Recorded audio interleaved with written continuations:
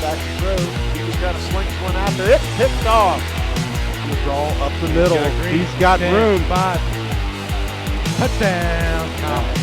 Time, no pressure. He's going to go to the end zone. Touchdown, Milford Eagles. Johnny Miller over the middle. He's got Mancini Jackson over Mancini into the end zone. Mancini.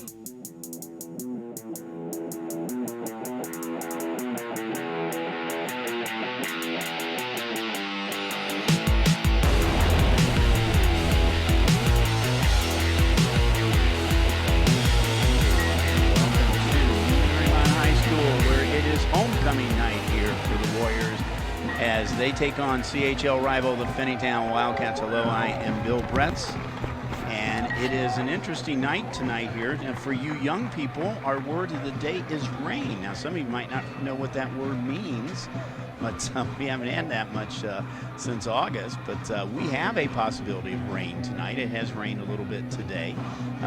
Should not make a huge difference in this game tonight, because usually rain, especially if it's not heavy, doesn't make a big difference on these turf fields. So, but anyway, we have Mariemont coming in at 4-2. Finneytown coming in at 2-4. Finneytown has yet to win a league game, and the Warriors right now in the league are 1-2. Now, they started the season 4-0, and they had a couple of close games there, but they had a couple of real blowout games too. Then they won at Taylor, and that was their league win, but arguably their two toughest opponents for the last 2 weeks. They lost to Wyoming 21-0, and they really matched up the Cowboys pretty much on offense in that game. Just came out short, though, on short end, and then they lost to Indian Hill 38-14. So after winning 4, they lose 2. But as I said, arguably their toughest part of the season. So they have Finneytown tonight, and then they have Reading, Deer Park, and Madeira. And we'll talk a little bit about those a little bit later on because of the Harbin ratings right now. Mariemont coached by Curry Cummins. Curry is in his 7th year here, and it's now he's officially been here the longest of any of his stints. He was at Mount Healthy for 5 years, and we remember him a few years ago at Mount Healthy with ICRC-TV, and then he went over to Oak Hills for 6 years, and now he's been at Mariemont for 7 years. Had 109 wins coming into this game today. Said he's been 18 years of varsity experience. We saw his brother Kenyon earlier in the season at Ross High School, and by the way, Kenyon's doing pretty good over at Ross. They've been since they lost that game at Harrison we did a few weeks ago. The Ross Rams have been undefeated right now. Mariemont won the toss, and they deferred, which is not too unusual anymore. So Finneytown's going to get the ball first. They're coached by Gerald Wormack. Gerald is the athletic director at Finneytown. He's in his 3rd year of coaching the Finneytown Wildcats, 12th year overall in coaching varsity. So we're about ready to get this game teed off here tonight. It is homecoming night. I love this place over here because it's one of the few places anymore you see they got the homecoming floats down here in the end zone. We'll maybe see a little bit of them at halftime. We hope to have on for our guests at halftime Athletic Director Tom Nurl here from Mariemont to give us a little CHL update. But Connor Souders is down there, number 26. He's about ready to tee this ball up to get this CHL action going tonight. And it's a little squib kick and fallen on by Mariemont. Interesting way to start the game on essentially an onside kick. But Mariemont gets the ball, gets the position, good field position to start off with. Oscar Julius looks like it was the one that fell on that ball right there. Finneytown offense, their offensive line, Julius, Gombe, Wise, Heron, and Mary. Michael Clay is the tight end. Amir Drain is a receiver. You see in motion Caleb Drain in the backfield. He's one of the slots, and Ryan Sycam is one of the slots. Drew Finch, 6'3", 175-pound junior, is the Wildcats. They had a call here to go against them, illegal motion. Finch. And the give is to the running back through is number 23, Dayron Martin. And Dayron was taken down in the backfield by Mariemont. So after the loss of the penalty, and now they lost about 4 more yards on that one, it is going to be 2nd and long now for the Finneytown Wildcats.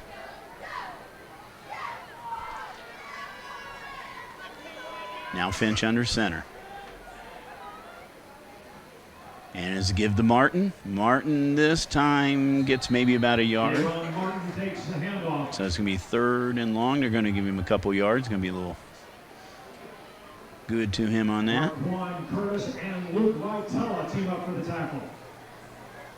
Marcon Curtis on that tackle. Marcon is, of course, coming off of first team All-CHL last year. He plays both ways. It's offensive line. He's also one of the down linemen. He's number 70 out there, so we'll see a lot of him tonight. Big 3rd down situation now. Drew Finch. He's back to pass. He's got a man open, and it is caught. That's by number 7. That's Michael Clay. Clay out of bounds.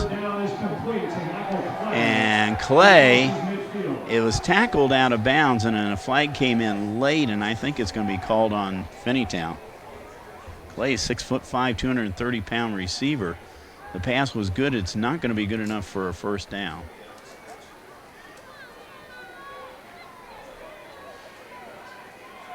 And that's going to be against Finneytown, big 15 yards, unsportsmanlike. So he's going to take the ball back to about the 36-yard line. Personal foul against the Wildcats. Takes the line of scrimmage back. So it's now 4th down. So looks like Arnez Heron is going to be in the punt for Finneytown. He is the punter. Let's see what they're going to do now. Now they're talking with Gerald Warmack over in the sideline.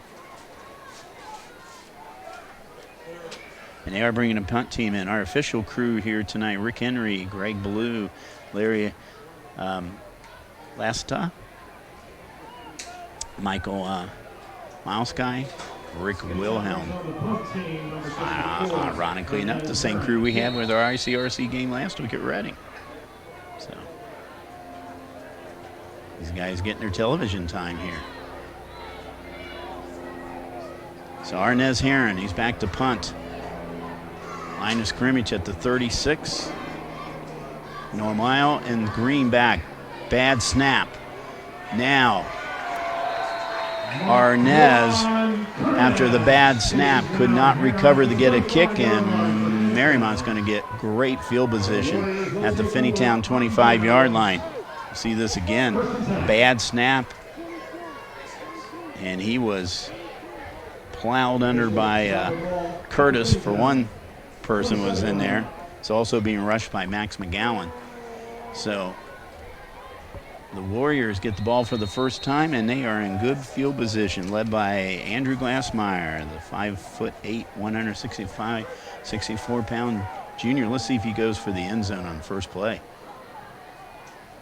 Nope, he's going to go with the running on the first play, and that's Seth Green. And Green hit hard about the 14-yard line. So Green, number 18. He comes in 3rd with 535 yards in the CHL. And that Warrior first down sponsored by Winneck Orthodontics, located in Mariemont Square. So the ball at new set of downs here. He gained about 11 yards on that one. The ball at the 14-yard line of Finneytown.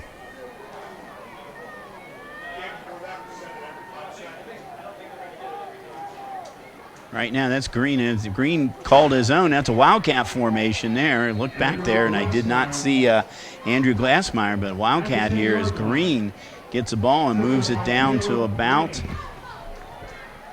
looks like around the 7-yard line. So gain of about 7 on that play. Green still in the Wildcat.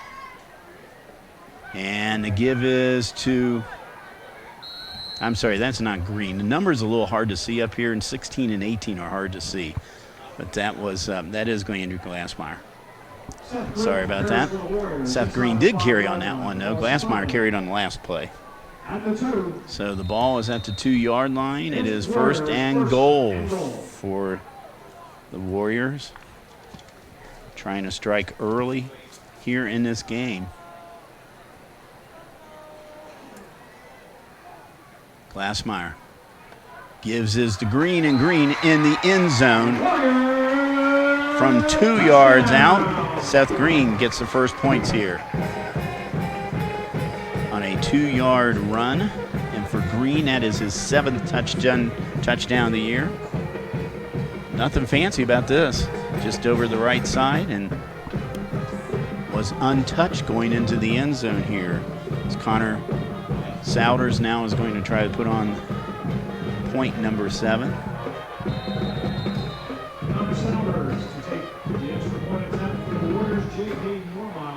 Normiles hold. So with 9:14 to go here in the first quarter, Mariemont on the botch punt gets the ball up right down the middle. And the extra point is good.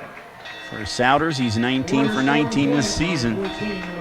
So Souders makes it the score 7-0 Mariemont. Mariemont pretty much has controlled the series over the past years with this Finneytown team. They have won 9 of the last 10 games they have played here in the CHL, including 7 in a row. Finneytown has struggled over the years. It's been a while since they've had a winning record. I think their last winning record, and pardon me, but all my paperwork, I got to tell you this right now, okay, because we all make mistakes. I usually have a bunch of paperwork I do on the teams during the week. It is sitting on a rail in my basement right now, so a lot of this I'm doing by memory. But I believe it was back around about 10 years ago. They actually had a winning record, and that was her last winning record for Finneytown. I know Gerald Wormack came over with the idea of trying to bring this program back. It's been a slow process right now, but hopefully they can be more competitive again. On the other hand, Mariemont, they've had a winning record now for the last 8 or 9 years. They have not had a losing record for quite a long time, and a win tonight will assure them at least a 500 season. Souders with the kick. This time he kicks it off. Another little squib kick, and fallen on by number 64 for Finneytown. That's Arnez Heron. The junior falls on it. Their field positioned a little bit worse than it was before. Caleb Drain is usually the back that they are usually the person that's on the receiving end, and Drain's had a couple of good runs this season. I think maybe they're a little leery of him. Finch now back in the shotgun. Drain in motion, and we have another penalty against Finneytown, another false start. So it's exactly the way they began their first series, going back 5 yards. Except now they're a little bit deeper into their own territory. Ball at the 30-yard line, 1st and 15.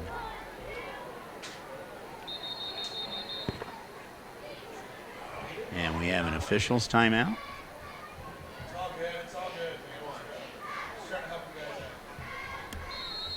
Okay, we start the clock again.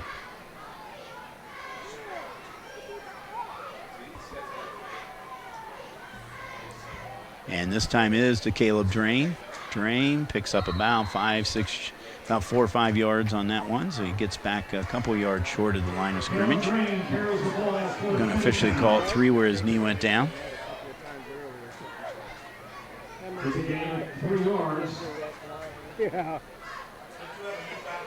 So now a 2nd and about 12 for the Wildcats.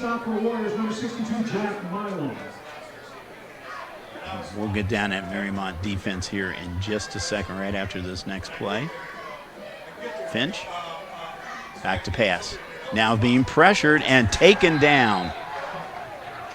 Tackle for a loss by Sebastian Kreider, and he was going to be the first guy I'm going to say on defense. Kreider, Luke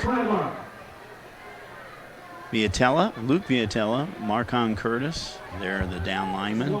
Jack Borchany, Max McGowan. We're going to see this again. Taken down by Kreider. Max McGowan, Jack Milam, Luke Robinson, your linebackers. Pete Michael Glenn, Steph Green, Jeb Lindell, and J.P. Normile are your defensive backs for the Warriors.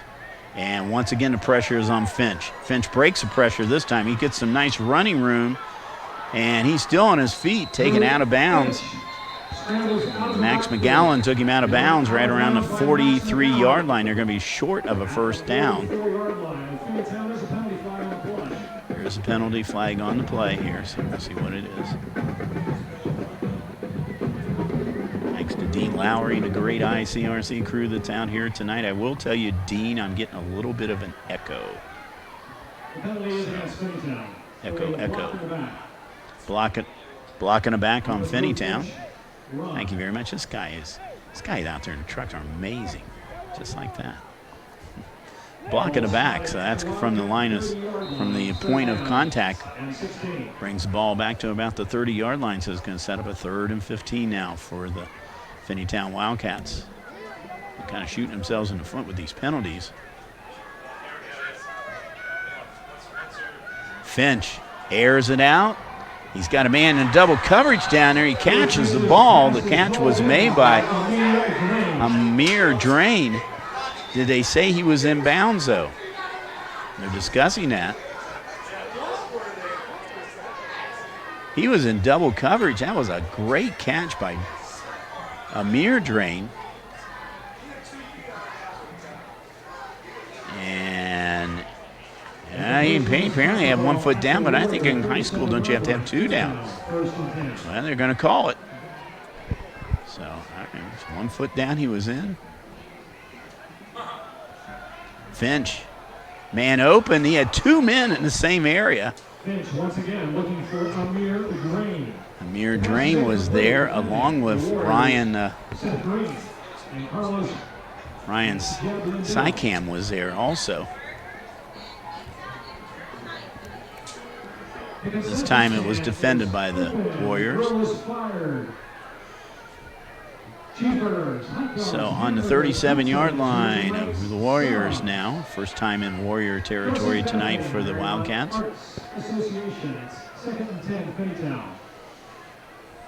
Second down and 10. Finch back in the shotgun. Martin to his left.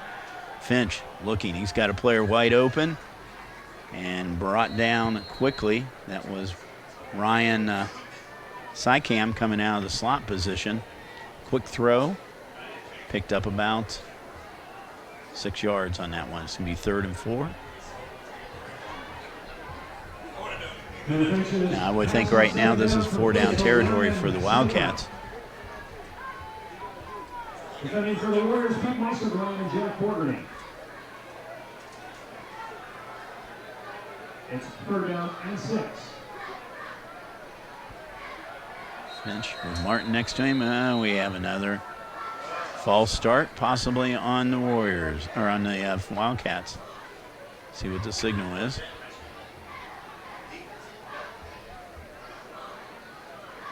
Penalty is against Marymont. Oh, this is against Marymont. Encroachment. Yeah, it's encroachment. That was our word last week. St. Crew, our word of the week was encroachment last week. We had as many encroachment penalties in a game I think I've ever seen in high school football. It's our first one tonight, though. Last week we were way ahead at this stage of the game. Martin with the give, and Martin over the 25-yard line down to maybe about the 24. And it's going to set up a second. They're marking it right at the 25. So 2nd and about 8 now for the Wildcats. They're down 7-0. We're starting I see some rain. Yes, that is what that is. That's that stuff falling from the sky. We haven't talked about that all year. Martin with the give. Martin over that left side of the offensive line here for the Warriors. He's going to be a bit short of a first down. Actually only give him about a yard or so, so it's going to be about third. About 5.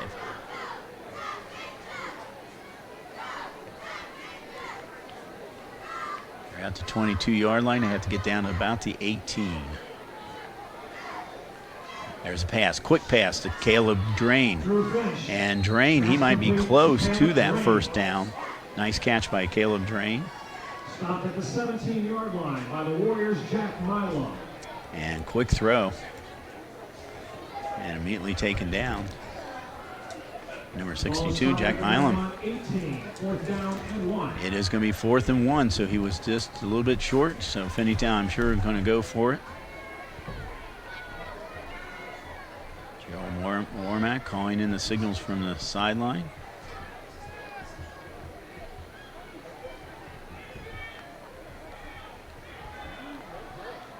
The give is to Martin, and he might not have gotten it. It depends on where his forward motion is, but. And he did not. So the give was to Martin. And the Warriors do a great job on a 4th down situation. They take over the ball at the 20-yard line. Actually, officially at the 19-yard line.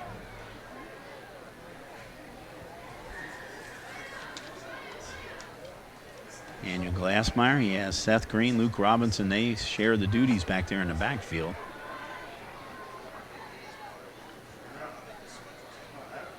And this time, the give is to number 9. Andrew Glassmeyer. Hands off to David Dorston. David Dorston was actually the person who got the ball there. David Dorston is the backup quarterback. He's only a freshman. Down linemen are Mooring, Curtis, Tribus, Fisher, Milam. Jack Borchanine is your end. Max Tepe, Max McGowan, and Owen Holiday are the receivers. As we said, it's usually Robinson and Green sharing the duties in the backfield, but we did see Dorston on that play.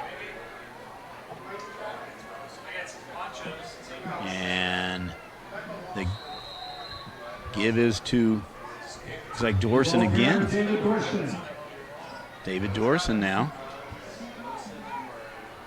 He's met at the line of scrimmage by the Wildcats' Cameron Thurman. So it's going to be 3rd down and long. 3rd and 15 now.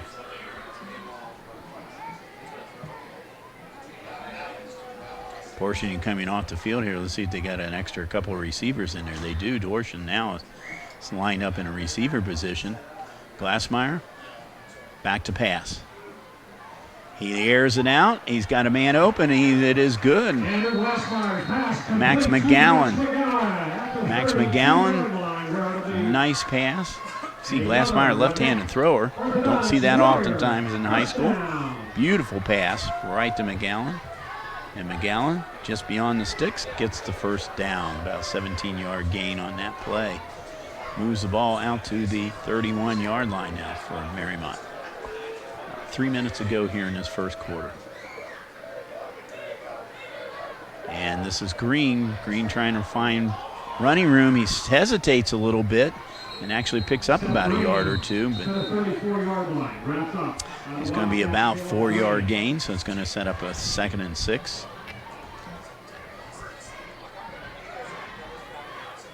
He was looking for the hole, found it right there, and got himself a couple of yards before he was bottled up by the Wildcat defense.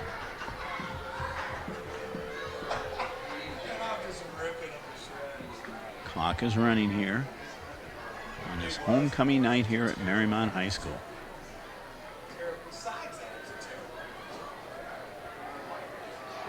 Glassmeyer. Glassmeyer was taken down in the backfield. Looks like Applying the pressure for the Wildcats, number 50. looks like the pressure was put on by number 50 for Finneytown. Penalty will be against Mariemont. Kyle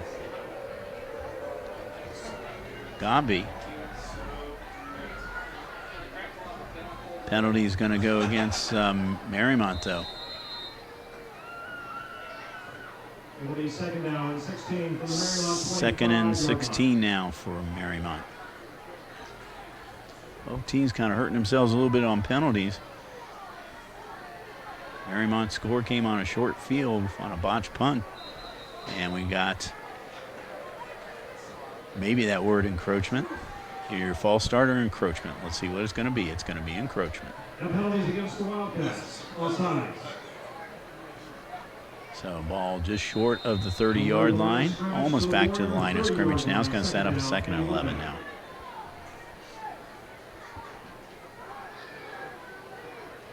Both teams are Division 5. Marymont is just outside of that Magic 8 right now. They're in 10th position this week.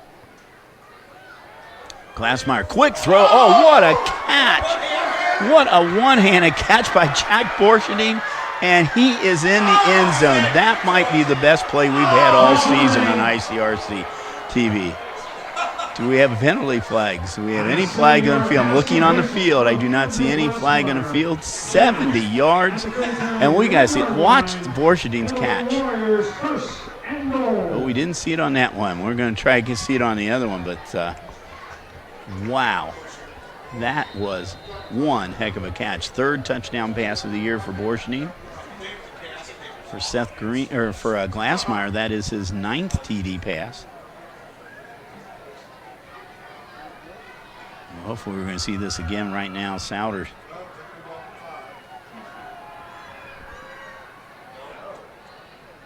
And looks like they're going to try a 2-point conversion. So two-point conversion. And here we go again. See if we can catch this catch. You can see it right there. One-handed. Jack Borshading. That's got to be on the highlight reel for ICRC this year. 70 yards to the end zone. And the score. And Borshading, before that, his longest play this year as a receiver is 18 yards. He had 10 receptions coming into the game. He had 119 yards. He had about 70 right there.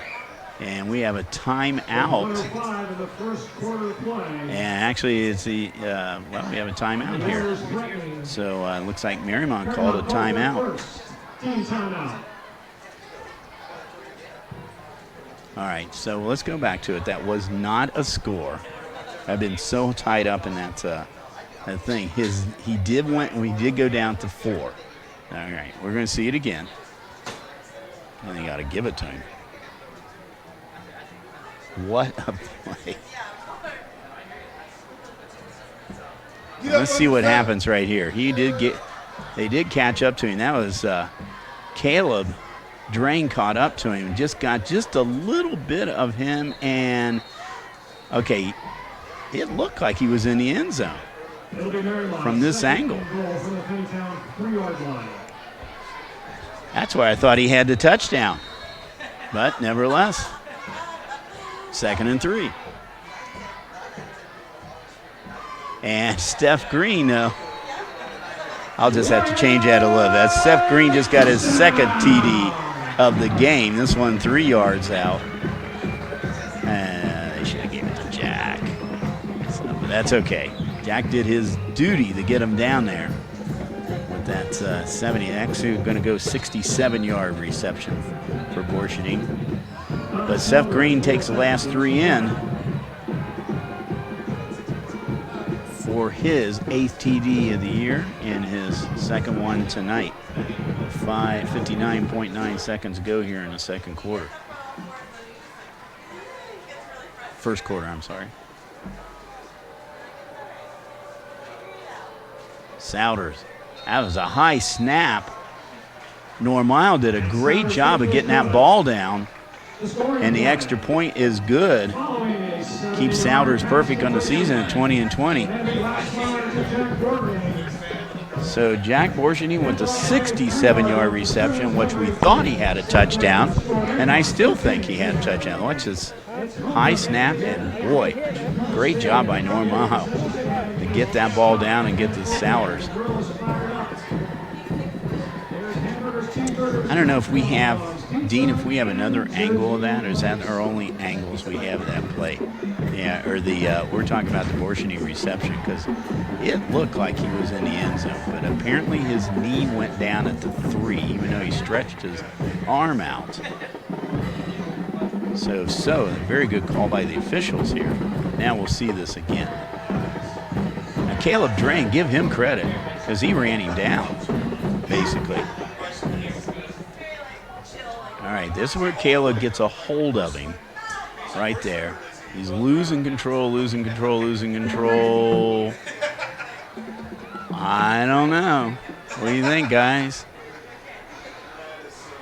I don't know. I think it looks very close to breaking the plane. But the official called him down at the 3-yard line, so Jack Dean said he just sent it off to New York, and they said it's a touchdown. So they agree with me. Thank you. Still a great play. This time, Souders gets a long kickoff. And this time, Finneytown does not get the ball back. So the first real kickoff here by Souders tonight. It's Amir Drain with the, now we've said Amir Drain and we've said Caleb Drain. And if you're thinking yes, you are correct. They're brothers. Both very good athletes here for Finneytown. Amir is a sophomore. Caleb is a senior. Finch back to pass. Out of the pocket now. And he passes. And it was a really bad pass there. And we have a Finneytown player down, and quickly they're calling the trainer crew out to him. So we're going to have an official's time out here as we got a Finneytown player down on the field. And of course, we have said this week after week, anytime we have situations like this, they always take their time, make sure, assess everything is all right with the player. Often or not, the player gets up and walks away, and you think, wow, they spent all that time on it. But we're grateful for these training crews, for all these schools to get out here. So, and actually, they are now calling for, I think they're calling for a medic. So, they are going to call for a medic. So I don't know, Dean, if we want to maybe step out here for a second. We're ready to go with this. We're ready to go with a PSA. Okay, we're going to take a short break. We're going to step out here, and we'll be back here, and hopefully everything is okay with the Finneytown player. You're expecting? Like here? A teenager. Today, I'm going to show you how to team-proof your home. First step, hide the car keys. Preferably somewhere they would never look. Challenges will come up. Be ready for them. Hi, honey. I'm ready for the... Mom, you don't use mannequins in the mannequin challenge. You don't have to know it all to be a perfect parent.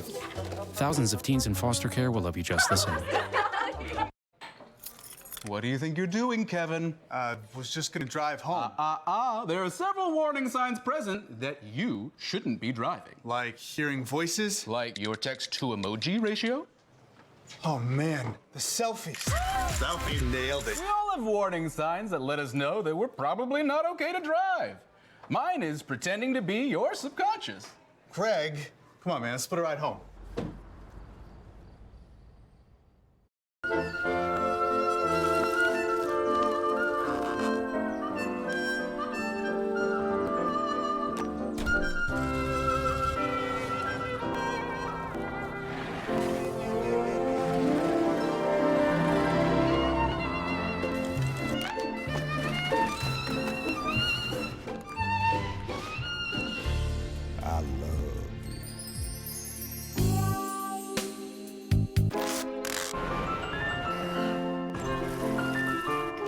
subscribers? Okay.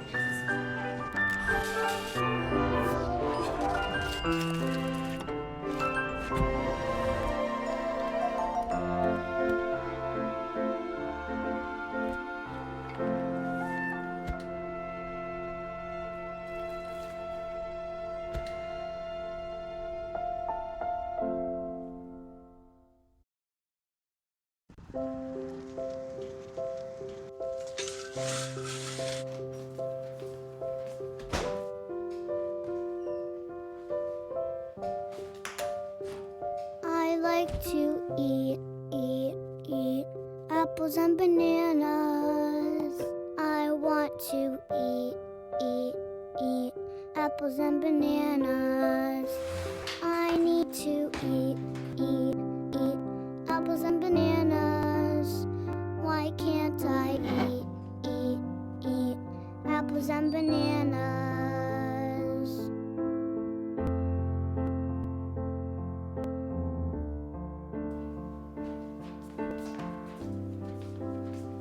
Support the Feeding America nationwide network of food banks to help provide meals to those in need. Join us at feedingamerica.org.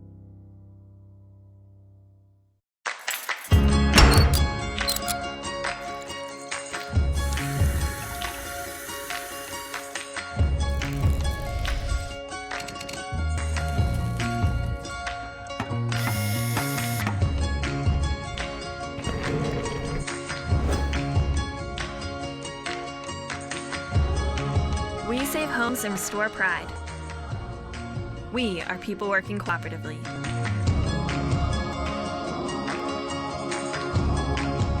Our typical client earns less than $14,000 annually and cannot afford the critical repairs they need to safely live at home, where they desperately want to be. Our services truly change lives, one repair at a time. Our professionally trained staff, along with 25,000 volunteer hours annually, has provided more than 280,000 services for low-income, elderly, and disabled homeowners in our communities. Every service makes an impact. Homes we service have an increased sales price of 10%, and even the value of surrounding homes increase upwards of 3%. Our energy conservation services save clients an average of $300 a year. These total savings from all customers equals over $200,000 in outstanding energy bills paid. With safer living environments, almost 50% of our clients reported improved health, and many are seeking medical attention less frequently. By living healthy at home, over $54,000 in state and federal funds can be saved annually for each client that does not need to move to assisted living. PwC's impact is more than just dollars and cents. Stable homes create stable families, which means children who are moving less frequently can achieve higher academic success. We are an investment in the future. More people living safely in their own home paints a brighter future for everyone, but we can't do it alone. We need your help to continue to build a brighter future for the entire community. Give back and get involved at pwchomrepairs.org.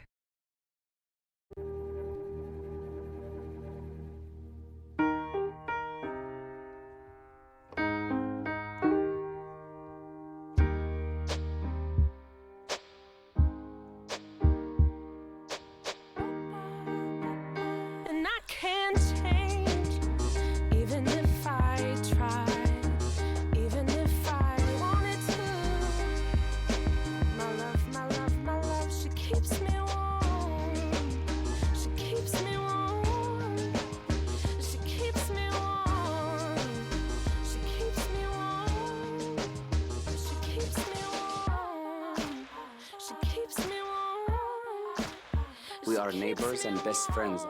I love my sister. My heart doesn't see race. Love is love. Our family is no less than any other family.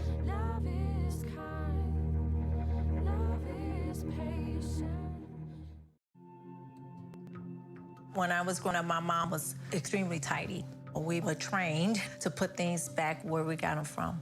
One day, when I walked into my mom's house, I felt like I walked to someone else's house. There was stuff everywhere. And just growing up the way I grew up and to see this transition was very alarming. When Sean talked to me, it was a wake-up call, and that's when I went to the doctor. right, Monroe. You ready? Monroe.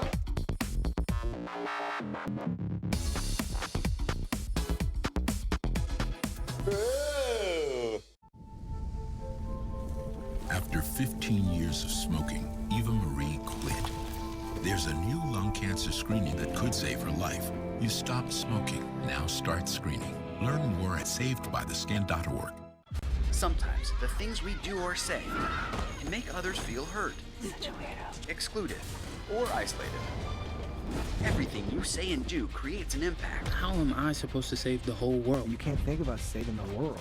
You have to think about saving one person. Because of you, someone's entire life can change. You don't have to be a superhero to have a positive impact. Friends? Friends.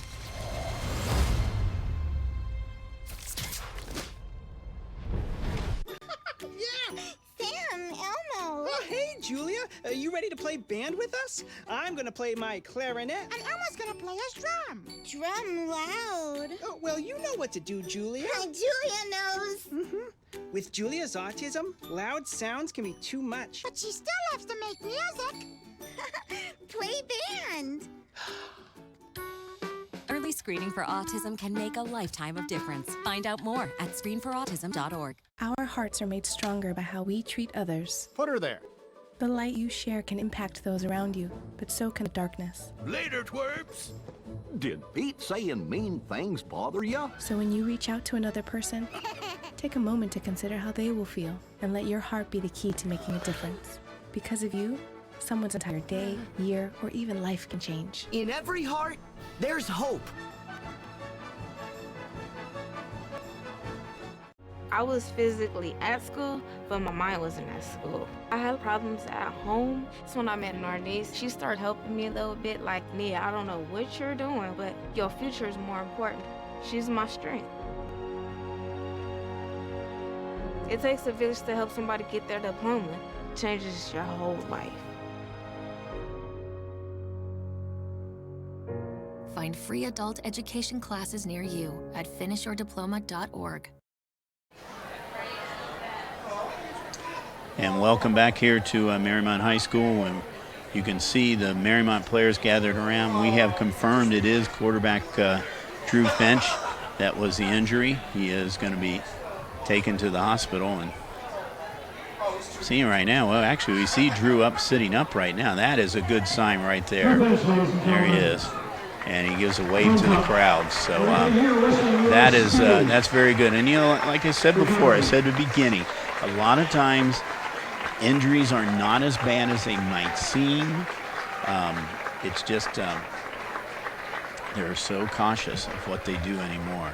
And they're going to take this young man to the hospital here to take a look at him. Several of the players came over individually from Mariemont, and then the entire team came over, give their best, and they're all now gathered around the coaches. Both teams are gathered around their coaches right now. It's going to take a few minutes to get this team off. This is what it was before, is saying a little prayer for their fellow teammate. And one player down there, Caleb Drain, seemed to be pretty visually shaken down there. I don't know if he and Drew are real good friends. Now, we do not show another quarterback on the Finneytown roster, so it's going to be interesting to see who will take over in the quarterback position as the crowd's giving nice applause here from the Mariemont crowd. We've been down now about 10, 12 minutes here since we've played. 43.1 seconds ago. We're actually still in the first quarter. Finneytown will have the ball. It will be 2nd and 10 at about the 26-yard line. It's going to take a couple minutes here for the Mariemont ambulance to get off the field. You see the Mariemont cheerleaders, a lot of them have put their raincoats on down there. We can see the rain starting to come down now through the lights on the field.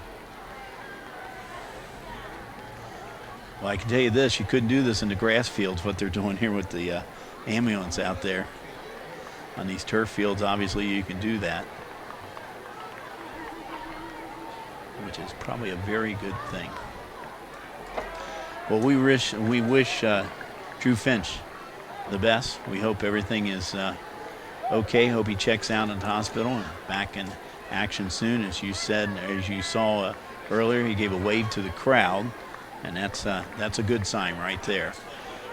But I tell you what, they came out there. The referee called the trainers out immediately, and we got out there. It looked like it was Coach Warmack called for the ambulance almost right after he got out there. So whatever they saw was pretty serious, at least looking to the coaches there.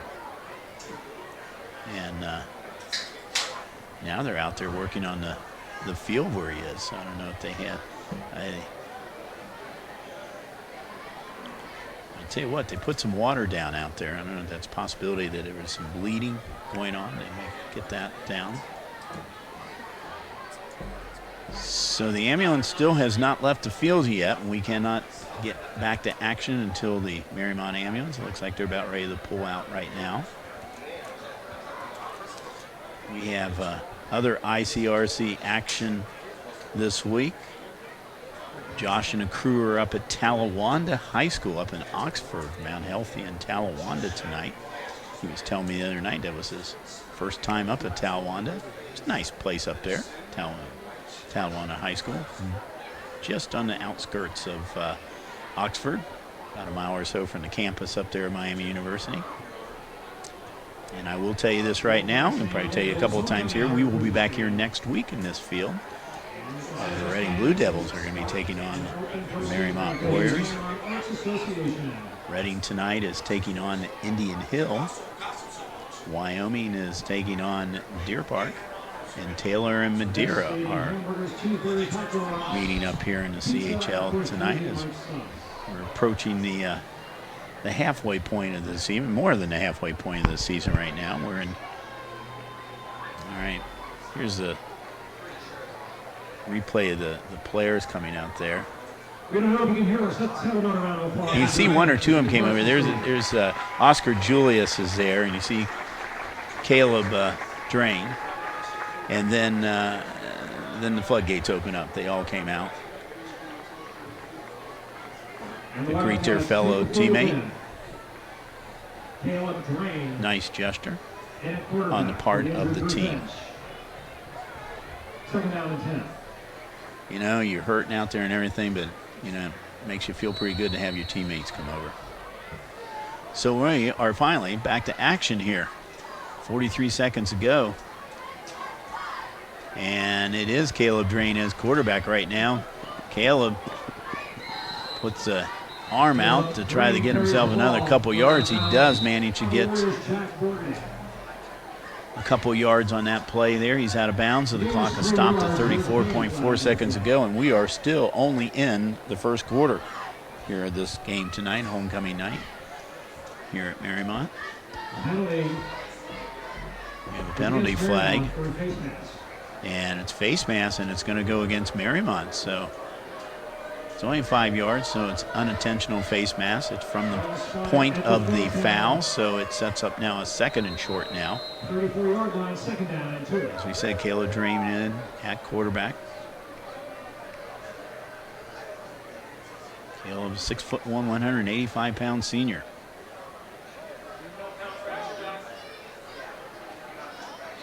And that's going to be going to go against the Wildcats. That's a false start. Interesting play there because the man in motion on that particular play was number 8, Carlos Cox. He's the one that actually caught the snap. So it sets it back about 5 yards. So the ball back at the 29-yard line of the Wildcats. Clock is running now. And there's that same play again. So came back with the same play. Maybe lost. They said he gained maybe a yard on that one. So it's going to set up a 3rd and about 6. And I don't think we'll be able to get another play off in this quarter here. As clock winds down with the Warriors on top of the Finneytown Wildcats, 14-0 here on this homecoming night as the rain is coming down. We haven't said that all year, have we? So here in Marymont, nothing severe right now, nothing severe showing. So as long as it's just a rain, everything will be all right. And of course, most of the people around here, we know we need that rain.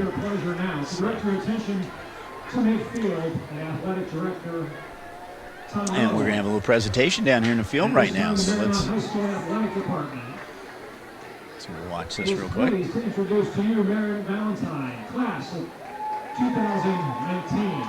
She won the 2019 SAA Division II State Championship in the girls 800-meter. Okay, that's who they're honoring down here is Marion Valentine, young lady who played basketball here and also ran track and field, was the 800-meter champion in Ohio this past year. And moved up from third place in the last 100 meters, capturing the title. So Marion, state champion, she graduated this past year. And she's down there with Natalie Dragovich, the track and field coach, and getting congratulations from Tom Nurl. So Marion, she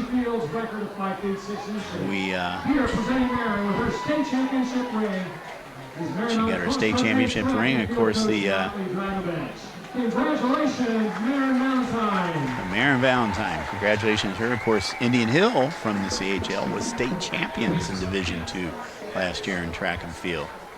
So we had a good state championship for the CHL this past year. Well, we're beginning quarter number 2. This is Bill Bretz from Marymount High School.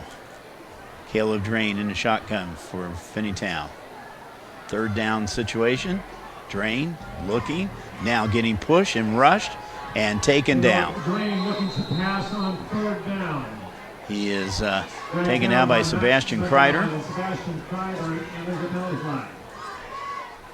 And we have a flag coming up.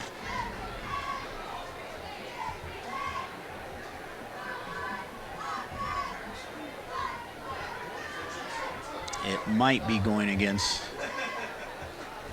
we have a face mask, and against Marymont. That's a second face mask call we've had, Marymont. Let's see what we have. There's a hold on Finneytown, so offsetting penalties. I'm trying to see, the face mask was not on that play. So, offsetting penalties, still third down and about 6. Blitz coming in from Marymont. And Caleb Drain trying to get out of the blitz, a nice pass. The number 7, that's Mike Kyle Clay. I tell you what, Caleb Drain did a heck of a job. He had so much pressure on him down there. Marcon Curtis was in on it, among others. Marcon was blitzing. And still among all that, he found a receiver out there and for a first down. So nice job by Caleb Drain. Moves the sticks now for the Wildcats out to the 40-yard line.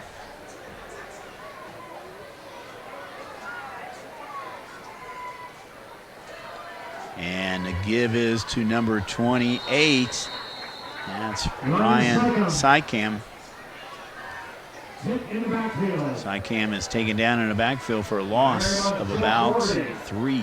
The 3-yard loss will be second down and 13 for the Finneytown 37-yard line.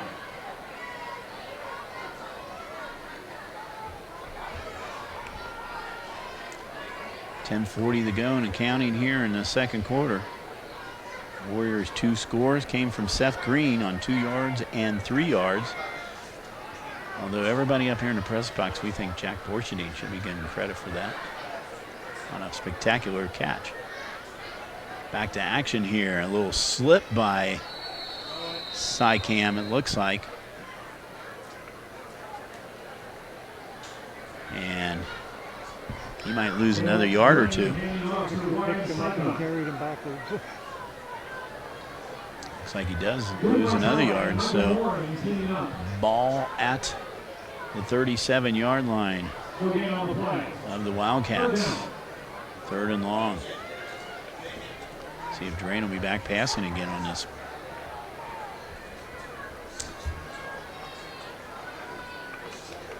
He's got 4 receivers.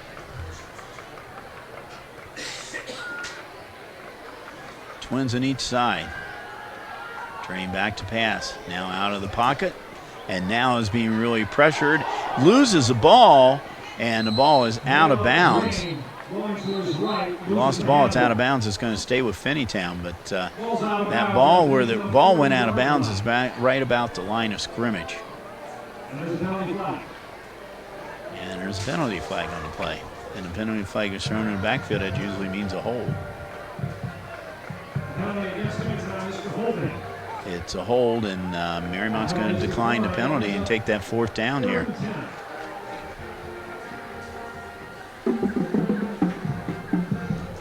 Drain he's a pretty elusive player out there, so Jack Milam had a hold of him. He lost the ball out of bounds, but Renez Heron back to punt. Line of scrimmage at the 40. And the punt is short. Gets a Finneytown bounce. Inside the 30. Down about the 29-yard line. We'll give him 41 on that punt. Warriors take the ball over at their own 29-yard line. Here in this 14-0 game. Mariemont sitting, like we said, 10th in the Harbins right now, just outside of that Magic 8. And what they have left this season, they have this D5 game this week, next week against Reading Division 5, Deer Park Division 6, and they finish up with Madeira Division 5. So all their games are Division 5 and Division 6. That's important because your points you get, especially secondary points, are depending on your division. A lot of flinching going on the Finneytown side. Glassmeyer Glassmeyer's going to keep it himself, but Glassmeyer gets back to about the line of scrimmage. Good job by the Finneytown defense. Looked like they were bringing 7 guys on that last play.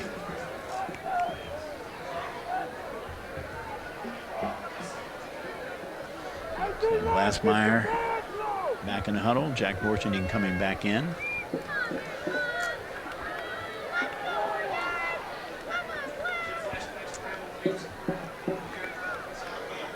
Second down. They're going to say you got a yard on that one, so second down and 9. Glassmeyer this time is to Green. Green's got running room into the over the 50 into Finneytown territory for a pickup of about 23 yards. And flag is back, and we got a hold, and it's coming back. So the hold is was thrown about the 29-yard line. That's where he made the cut upfield. And if we can see it on this one. It could be up in the upper part of your screen right now. Actually, it might have been right there because that's where the cut was made, and that's where they threw it. So ball back at the 20-yard line. Throw that play out for the Warriors, and now it's second and about 20.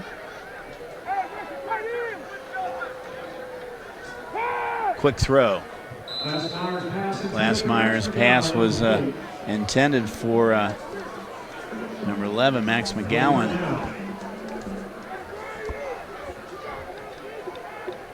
Glassmeyer's had a couple of quick passes here tonight. Came in third in the CHL, 69 of 138, 50% completion, 919 yards. He had 8 touchdown passes, 7 interceptions. His longest one was 51, and we can throw that one out because now his longest one 67. And that, of course, was the Borchending catch. Glassmeyer, quick throw. And that was for McGowan again. McGowan was defended down there by Amir Drain, but it didn't seem like McGowan could have come back and got that catch. Wasn't that far off of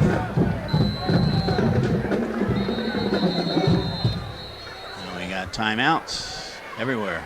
Finneytown's going to call a timeout, so Joe Wormack calls a timeout for Finneytown.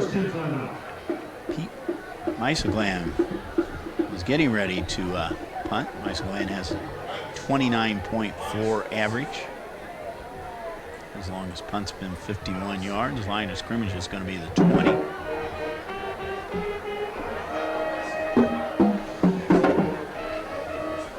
When they get back on the field, it looks like Caleb Train will be the one who will be back to receive this punt. First punt tonight for Mariemont. Comes with 8 minutes to go here in the first quarter. There's the Mariemont Warrior Band. And this night, the rain has stopped, so it's kind of a sporadic rain here. We don't have any rain falling as of this moment. Meiseglan now. Back in the punt position. A rugby-style punt, and that's a good one. Drano catches it on about the 42-yard line, and he's not going to get too much further than that. 38-yard punt, about a 3 or 4 yard return, and man, the Wildcats are going to have the ball now. Pretty good field position.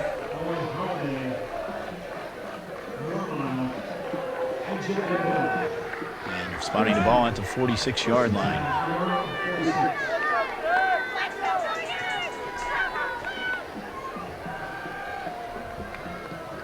Caleb Drain back in the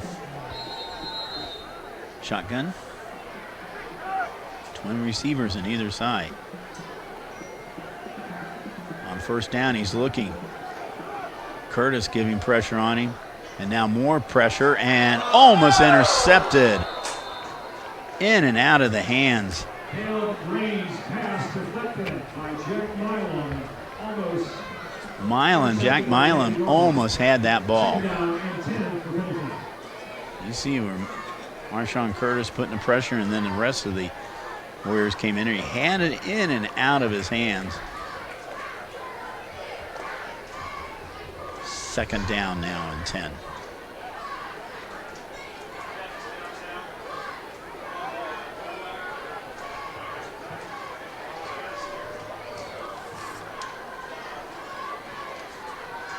And there is the give is.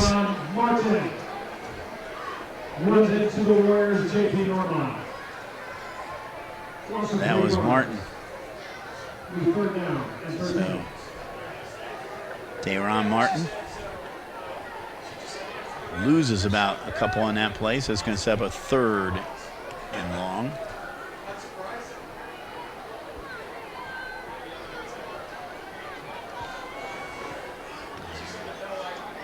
As we sit here and watch it from the press box, I have a stink bug now in front of me watching the game. We'll see if he's got any commentary coming up here. Drain flushed out of the pocket, and they bring him down. He's tackled for a loss. Max McGowan was in on that play. Looks like also number 72, Michael Marymont.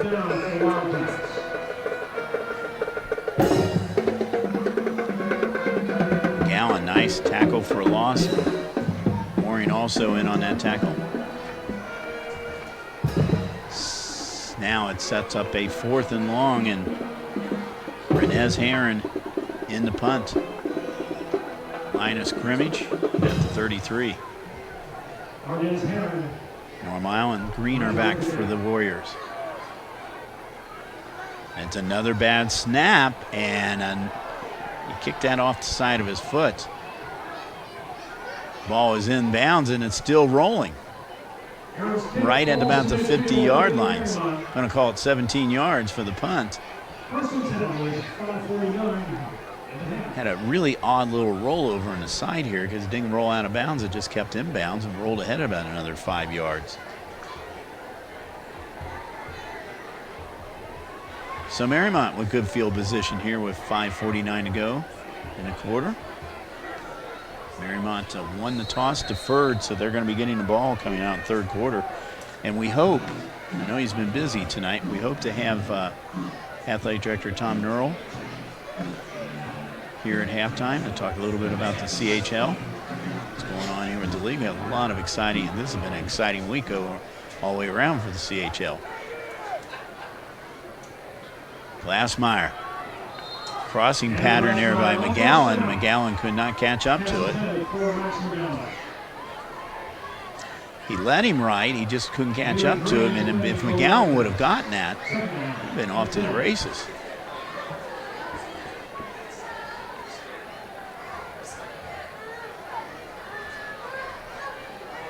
And we have 2nd and 10.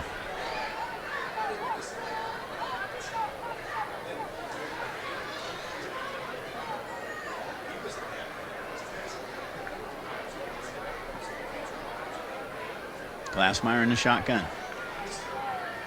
Give is to Green. Seth Green around the right side into Finneytown territory, still on his feet and going down the sideline. And did he get to the end zone? Yes, he did. 50 yards for Seth Green. And that is his 3rd touchdown and 9th of the season. Nothing real fancy on that. It's his little handoff. He found the running room around the side, and he can take off. Once he get in that backfield there, the afterburners win, and he was off to the end zone. 50-yard run for Seth Green. Connor Sowers now trying to put on point number 21.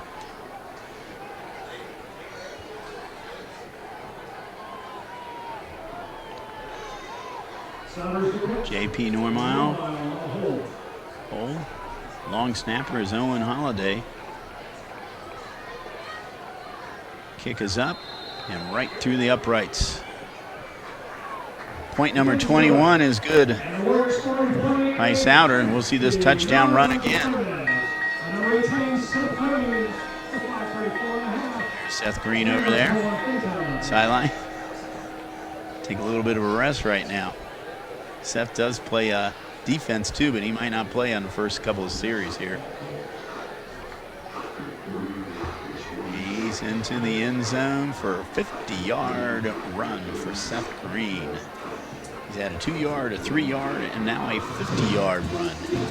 5:34 to go here in quarter number 2. Mariemont pushes that score to 21-0. We said at the top of the broadcast, this team came in 4-0, started the season, and they had 2 tough games against Wyoming and Indian Hill, which they did lose both of them. So one of the keys to Mariemont tonight was they needed to bounce back tonight. They need a bounce back game here to keep their chances alive for the playoffs. The remainder of their season is fairly winnable. Don't want to put a whole lot of pressure on Curry Cummins there. It certainly looked a lot better in the last couple of weeks. But you got to play the games. It might look good on paper, but you have to play them out here in the field. And kickoff there by Sowers. This time it goes not quite into the end zone. Went out to look at it about one to look out the 2-yard line. So instead of a touchback, it's a penalty. And I believe it's going to be the start spot's going to be 35-yard line here for the. So the kick was out of bounds. It was a nice long kick there, his longest one tonight. Wind's not a factor here tonight. Look at the flag. The flag's not. Look where it goes out of bounds, going towards the end zone and out about the 2-yard line, and there's your flag. So indeed, Finneytown gets started here in the 35-yard line here. Caleb Drain. Drain, quick pass. Flag, so on the play. Pass was complete to brother Amir Drain. There is a penalty flag on the play.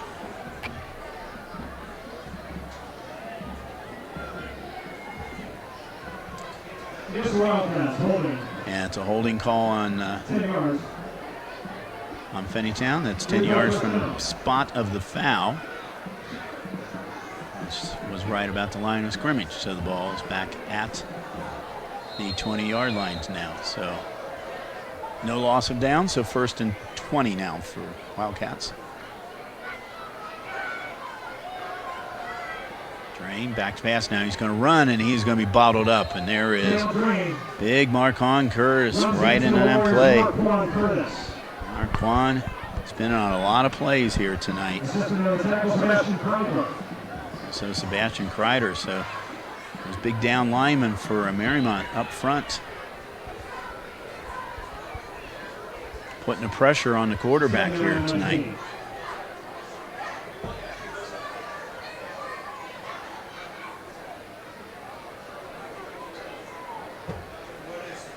So you see the clock is running. We're down to under 4:40 to go. 2nd and long now for Wildcats. And guess what? Got a penalty. This is going to probably be, I think it's a delay of game. Delay of game, 5 yards.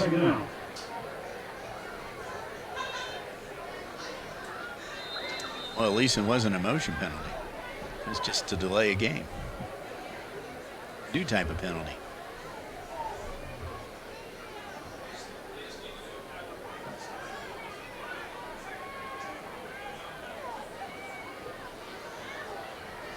Second and long.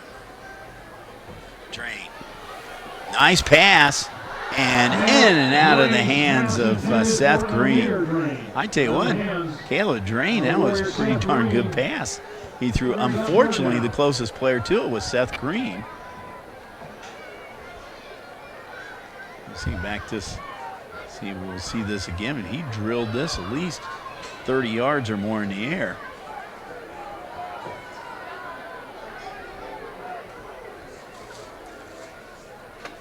Nice little spiral there. Intended receiver was his brother, Seth Green. Breaks it up. 3rd and long. Blitz coming now. And Carlos Cox was the intended receiver, 4th down. Mariemont was coming with the blitz that time. So Arnez Heron has had some trouble with the last couple of snaps here.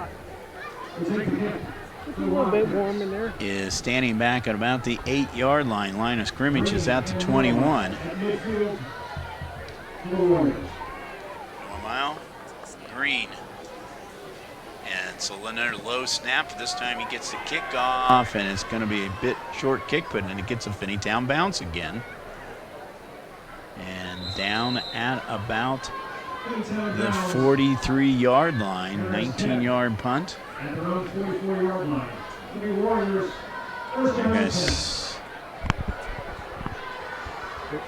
All right. Dealing with technical difficulties on the announcer. Glad you joined us here on Friday Night Football. It is week number 6. Had to think about it. We got a lot of good football coming up here in the next couple weeks. We've got some ICRC schools that are in contention for playoffs. Andrew Glassmeyer. Give is to Green. He's not going to go anywhere. Might loses a couple yards here. Nice job by the up people by Finneytown. Their defensive line.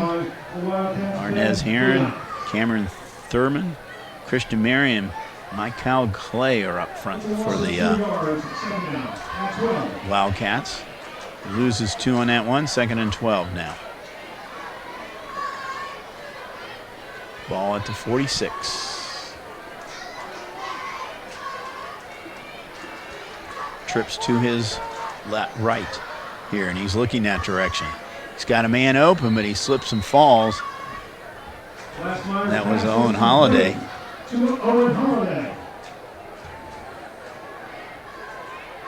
Holiday caught a late TD pass in their loss against Indian Hill last week. Holiday is Glassmeyer's favorite receiver. He came in with 21 catches, 297 yards. That was 5th best in the CHL. A couple of touchdown passes. He averages around 14 a catch. Glassmeyer looking, and it's intercepted. Caleb Drain. And Glassmeyer, we look back on this play here, I think he should have just kept it, just tucked it in and got a couple yards out of that one, because he threw it. There was no other Marymont player nearby. He just threw it right straight to Caleb Drain. That might be Caleb Drain's easiest interception of the year. It's almost like Drain was his intended receiver. Right there. He cut right in front of the receiver. Looked like JP Normal was your intended receiver, but Drain with the interception. First mistake now by the Warriors tonight. So they're up by 3 scores now as Caleb Drain back at quarterback again.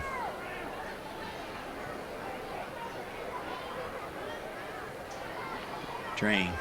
This time the give is to number 21. That's Savage. Caleb Drain, hands off to the Wildcats, Deonjay Savage. First time we called his name tonight. Savage picks up a couple yards. 2nd and 8. Finneytown does not have a deep bench over their side. Mariemont's bench is a little smaller than it has been in some years. Do have a few more players over there. Drain now. 2nd and 8. Drain's going to keep it himself and taken down by Arquan Curtis. Arquan took him down for a loss.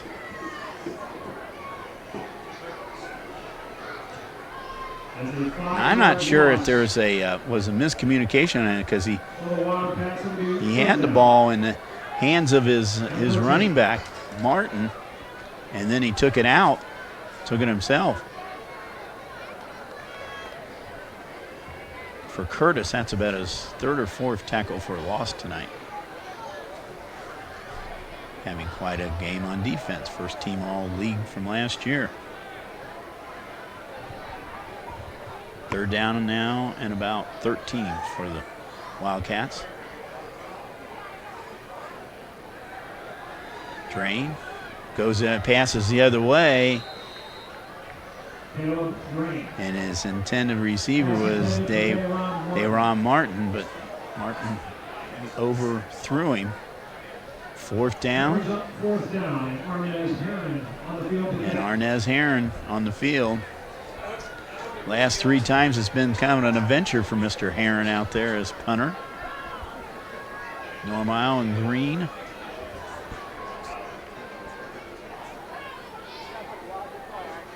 He's done a good job the last 2 times of getting the punts off. This time it's not bad. Almost blocked though by the Warriors. And the ball this time does not get to Finneytown bounce. There's a penalty flag coming up on it. Line of scrimmage was at the 37. It's about a 19-yard punt.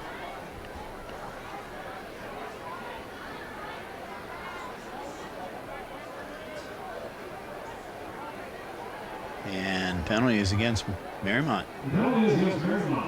Looks like a hold. Which has got to be that's a penalty that drives a head coach crazy, because there wasn't really any return on that one. Ball is just bouncing around down there. Nobody was going to return it. So pushes the ball back to about the 33-yard line. That's where the Warriors will get started here with 34 seconds to go in the half. And I do not see Mr. Nurl around here. So we might be stepping out for just a moment. And maybe with the idea of coming back with Mr. Nurl. There's a pass, and that is good. McGowan, Glassmeyer, the McGowan, that's a first down, out of bounds. McGowan's been his intended receiver about the last 4 or 5 times. This time is complete to Max McGowan. So sticks move out to the 49, and Mariemont's going to take a timeout. As I said before, they will get the ball coming back here in the third quarter, since they deferred at the beginning of the game. Halftime activities, though, are they're getting those floats fired up down there, getting the trucks fired up to get them pulling around here. They're going to have a king and queen be announced, so exciting time here, halftime, and Mr. Neural is in the press box. So we will probably go ahead and have our interview. I get his attention here.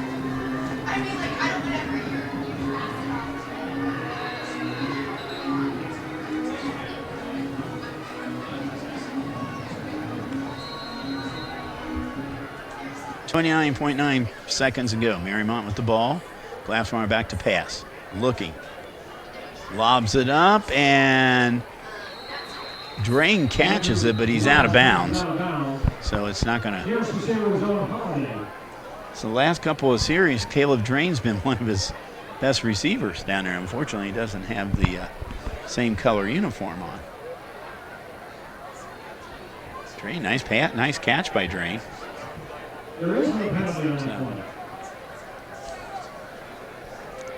So the ball is out of bounds, so the clock did stop 24.2 seconds ago. And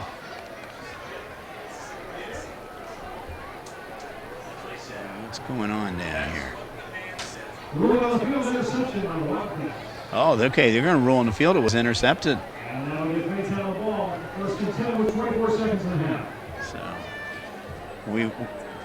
well, yeah, it looked like he was out of bounds, but well, you know, we're in a little bit early with him because we still got 24 seconds to go. We'll let him enjoy his diet drink right there. And there we go. He was, yeah, it looks like he was in bounds. So it was a good call. Caleb Drain, 2 interceptions now of Glassmeyer in this quarter, and the clock's going to run out right now as Finneytown goes to the locker room as along with Mariemont, and Warriors are up 21-0 here at halftime. So now we welcome on board here Athletic Director of Mariemont School District, Mr. Tom Neural. Tom, welcome. So let's see, we got you up yet here. Okay, are you up now? Can we hear him? Am I here? You're here. I'm here. You're here. You're there. I'm here. You're there. Yeah. So, well, we do this about mid-season. We talk a little bit about the state of the CHL. We've had a very exciting week here, and a lot of things going on. We'll start with boys golf, because I'm sure that's one thing you like to talk. The Mariemont boys golf champions, and you got a young man up at state, and we did not hear how he did today. So Jack Neville up at state championship. What's the story on Jack? So the last I had heard with Jack, he was 8 over, but he still had about 4 holes to go. And someone else had said that he had finished in the high 70s.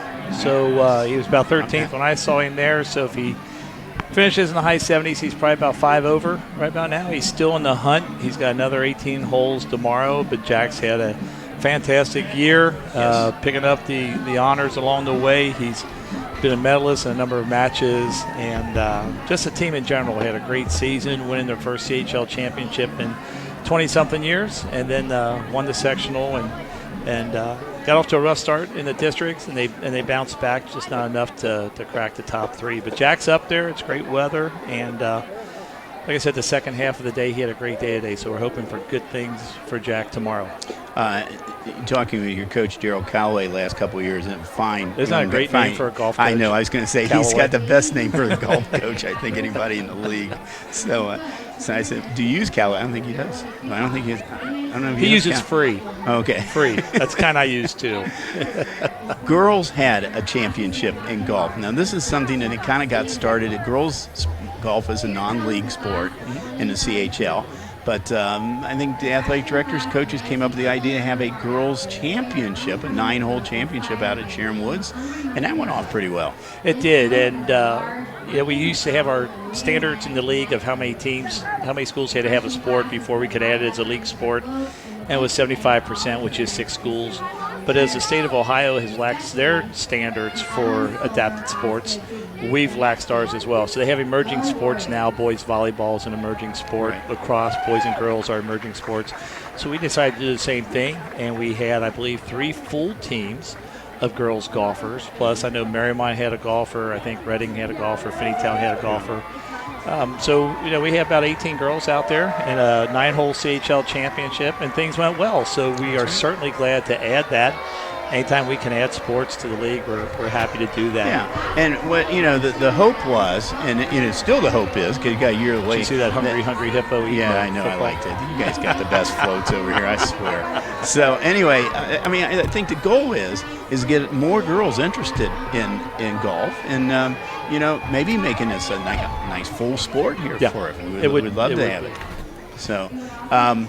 Now let's come to, let's see. We'll start with boys soccer this week. Wyoming did win the soccer championship this week in a very exciting come-behind win against Indian Hill. And the Cowboys are undefeated this year, really. They're the soccer team. But this league is so good in soccer. If you look at it, teams that are 3rd and 4th in our league are ranked in the state. Yes. And I think this just tells you a lot about soccer in the CHL. You have your top 4 teams in the league standings are all in the top 10, either Division II or Division III in boys soccer. So that you go through, and Wyoming went through the gauntlet with 12 wins this year and a couple ties.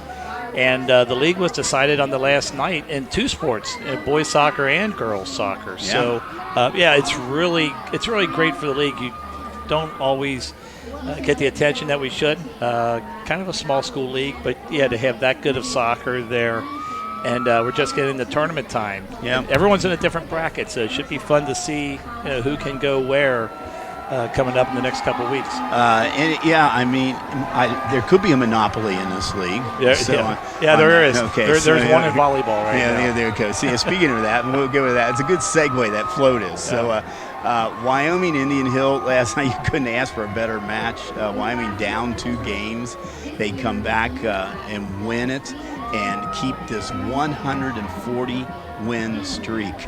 That is just, and I looked that up. They were 2nd best in Ohio. Dublin Coughlin was about 10 more, and I haven't seen Coughlin the last week or so. So I don't know. They lost one in there.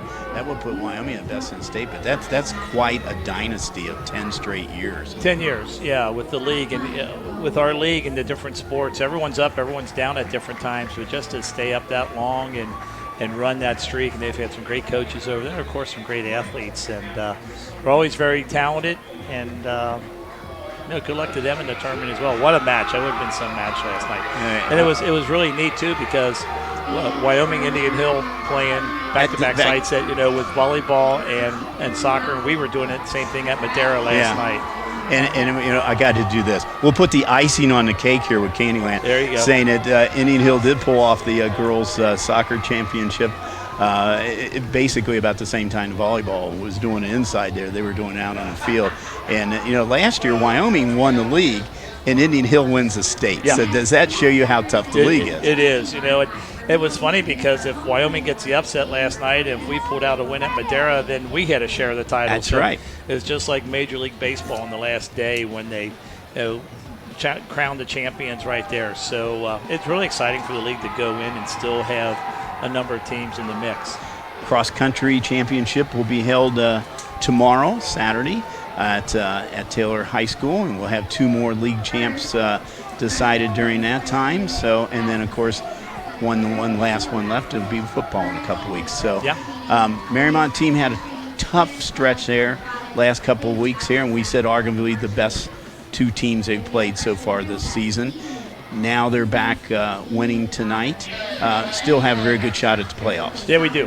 Looking at Steve Schutt's projections and some other sites across the town, we have to win out. And I don't know if 7-3 is good enough to get us in. It might be to sneak in. That puts us on the bubble. Yeah. But 8-2 probably gets us in the tournament. you almost have to go 8-2, 7-3 in this league, and it's so important what your non-league games do. And we have Oakwood and Schroeder and Western Hills, and they're all schools that are larger than us. So if we get a few more wins out of them, we'll bounce up a little bit. But it's going to be good because that last week of the season, you have Indian Hill and Wyoming. They're probably going to be battling for the league and also playoff positioning. Yep. And we're at Madera, and we're going to be battling. Someone's going to get a lot of points that night for the standings. And like I said, move them up. Coaches don't look ahead that way. They only look ahead 1 week at a time. But announcers can look ahead all they want right now. But athletic directors look ahead. Yeah, exactly. But that Madera game could come right down too, because Madera right now is 8th in the playoffs. So Yes. I mean, they're right there. And they're 8th, we're 10th, and a few in between. So it'll be interesting. You got Summit Country Day in the hunt. You got CHCA. So it's a lot of good football. In Southwest Ohio. One last thing we want to talk about here. You got a new addition to your school being built over here. That's the biggest darn hole. I don't remember the school being that big. I come by and I look at the hole where the building was, and it's like, is it really that big? When you have those octagon-shaped buildings or hexagon, whatever they were in there, they take up a lot of room in between the buildings. But when they knocked them down in June, everyone was amazed just how much land is back there. And they're throwing steel around now. They've got 2 sections up. We want to throw some more concrete down next week. And there's some much-needed repairs. You look at our building, and it's been well kept for 50 years and served us well. But as our district starts to grow and some teaching methods change, you just need more room. And the crew's doing a great job out there. We've been working around some things. You've seen the modulars in our stadium parking lot here, and we've turned our auxiliary gym into 6 classrooms, and the kids have really adapted well. It's kind of nice having an open campus when they're going between the 2 buildings and you see them outside. Of course, we had great weather to help with that, but we're really excited. We should be in that building next August, and then they start on the back half of the building. I was going to say, now there's a phase 2, and they're going to work on the gym and that area over there. The auditorium, and renovate those classrooms back there. Hopefully some new locker room spaces and just some touch-ups to the pool and places like that. Well, as we mentioned earlier in the game here today, we're going to be taking some pictures this week of the construction going on here at Mariemont. Last week we showed you the new Reading School, how it looked. So next week we're going to show you how the progression is going here with the construction here at Mariemont. So we hope you join us again next week and do our little narration of that. How about that complex over at Reading? It's beautiful. Talking to their athletic director, John Payne, this week, and they were able to get into their gym in time for senior night for volleyball. And what a game, too. And they're hosting sectional volleyball, so they've got it going on over there, too. So if you didn't a lot of great facilities. League. Taylor's got that new complex, and Indian Hill did some remodeling up there. We're going to have one. Finneytown's got an issue on the ballot, and so if you live in Finneytown, support your schools. Yeah, Wyoming's been doing some things over there too with some of their facilities. But in case you missed that Reading game, Reading was down 2-0 to Madeira and came back and won 3 games. So what a gem to open up that varsity Senior night season. And a new gym. It's all wrapped into one. Couldn't ask any better. Tom, thanks a lot. Appreciate all the work you've done here with the school, with the league and everything, and we always are glad to come over here. I have to say this, and I hope Richard and Andy over at Reading don't hear me say this, but this is my favorite press box, okay? You guys we built it with you in mind. Thank you very much. So, if you remember that old one we had, and we had 4 windows, and when ICRC would come, we'd have you guys crammed down to one end and everyone else crammed in the other, and we had the Thursday night football games a few years back, and Dave Lapham was in the old press box, and then 2 years later he comes back. We had this one. He goes, "Wow, you know how Lapham is. Wow, you guys are remodeled. This is great. This is like the Taj Mahal." It is really nice, and we really appreciate you and your crew coming out. You guys do a lot of our games and give our kids a lot of great publicity, and you always do a great job. I know the families are always excited to see it, on either the live broadcast. I think a lot of people stayed at home and watched it tonight. Yeah, there you go. Wait a minute. You have to tell us, who's our king down here? Oh, I don't have my glasses on. Well, we got a queen, too. We're going to find out who those 2 young people are. Kate Saminsky was the queen. Okay. All right, we're going to... And the king, if my eyes are correct, is Oliver Peterman. All right. So congratulations to the king and the queen. And it's good to be the king. It's always good to be the king. So with that, we are going to step out, and we will be back for second half action here at Mariemont High School. Don't go away. Sounds good. Thank you.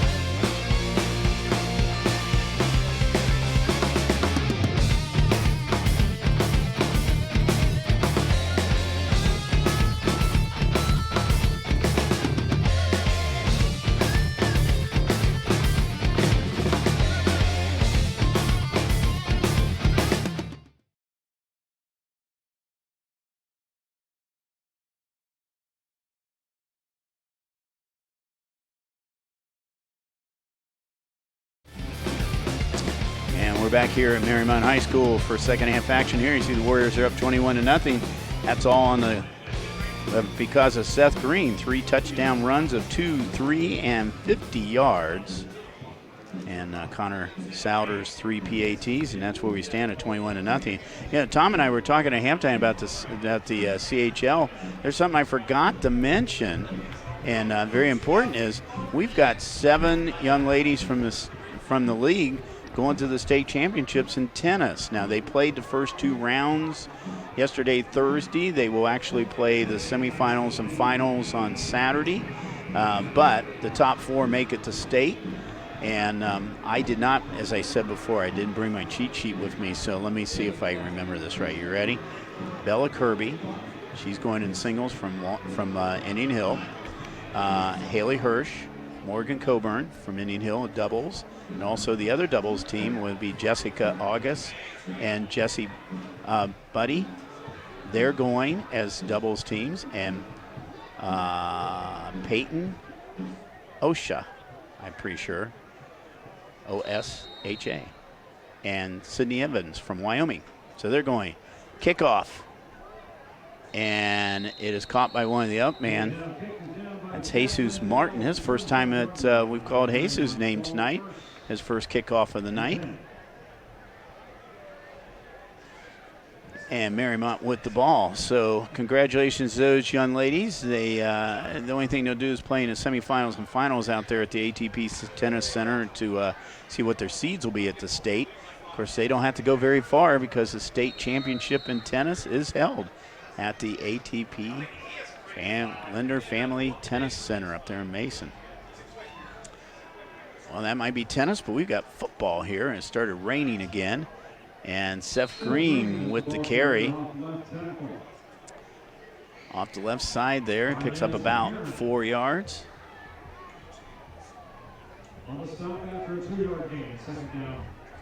So Green had a nice half. He probably had close to 100 yards in rushing in the first half.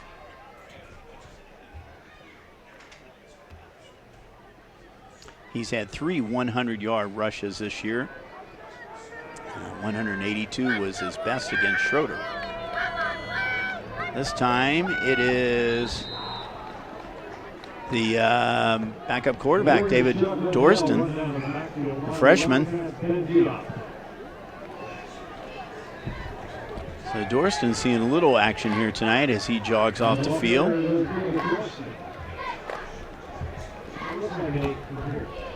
Holiday and Normile coming in. Third down situation, they're going to come in as receivers. So Andrew Glassmeyer now. 3 wide receivers. Owen in motion. Glassmeyer being a lot of pressure and knocked down. And that looked like Michael Godby. He's a 6'9", 220-pound junior, and he was all over Glassmeyer. Gave him credit for a sack on that one. 10:39 to go. And Meisoglan back to punt now for the second time. High snap, that rugby-style punt, and gets a nice little bounce here. Runs into a player, and actually it was touched by a Mariemont player, which means it's a live ball. So about a 38, 39-yard punt from Meisoglan. It hit a Mariemont player, and the ball was still in play. And really, at the Finneytown player, I guess maybe he was not, thought maybe it was blown dead at that particular time, but technically it's a live ball at that point. So they will mark it at the 35. Caleb Drain still in at quarterback. The give is to Martin. Damron Martin. We did find out that quarterback Drew Finch had a compound fracture. Kind of figured it was something like that because that's one that shows up really quickly, and that's when we said it was so quick for the training crew, for the referee first, and then for the Finneytown coaching staff to get somebody out there from the medical staff from the ambulance. So they're going to take me to the hospital. So our best to Mr. Finch. Kayla drained, hard hit by Seth Green right at the 40-yard line. Seth Green and it looked like Seth Green and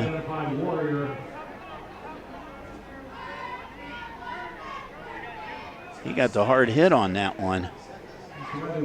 He's down on the sideline right now, so the medical crew are looking at him. A long game here tonight.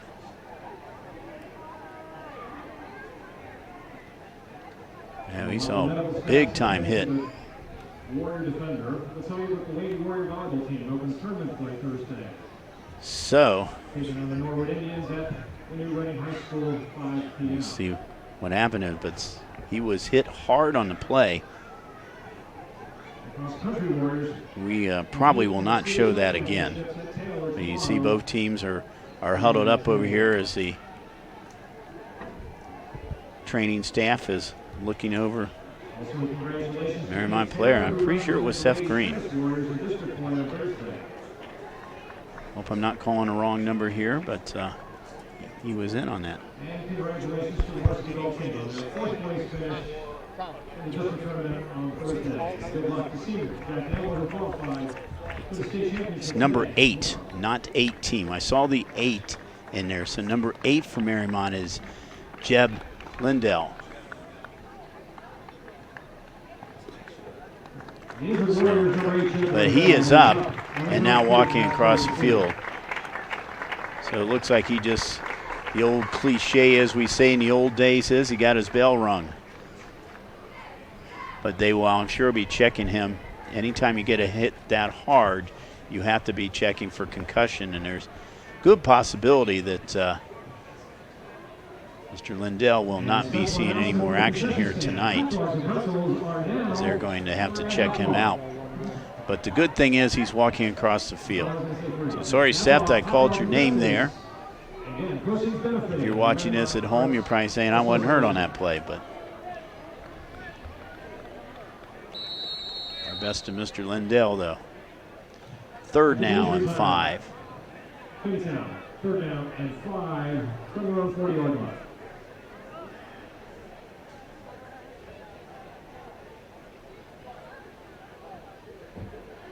Savage now back in the backfield with Caleb Drain. Drain back to pass.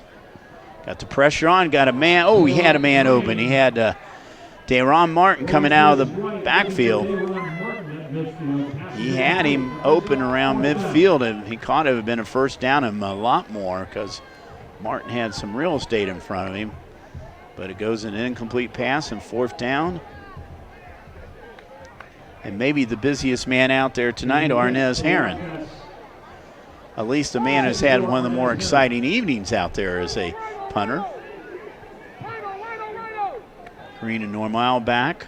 Line of scrimmage is at the 40.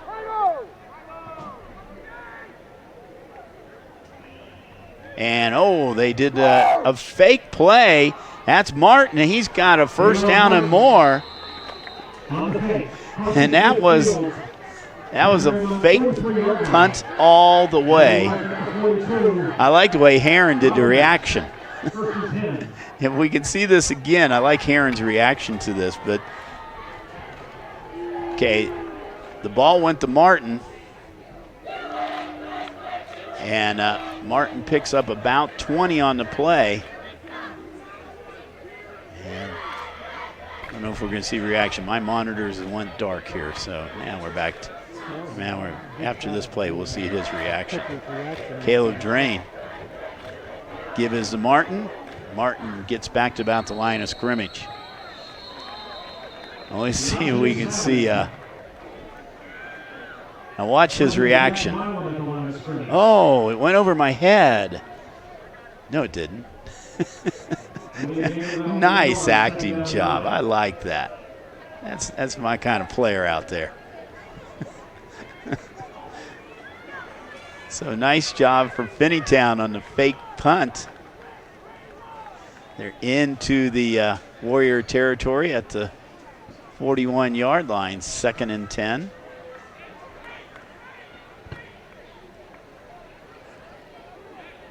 Man in motion, fake is play action now.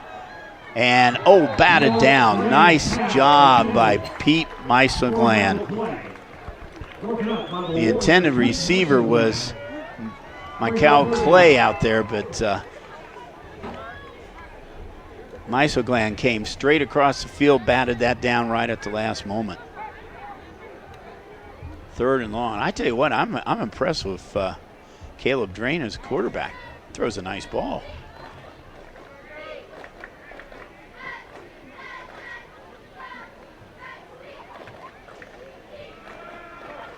Drain got a short pass to his up man, and the pass is to Savage. Deshaun Savage. He's a 5'8", 140-pound freshman. Yes, I said freshman. Nice catch, moves the sticks.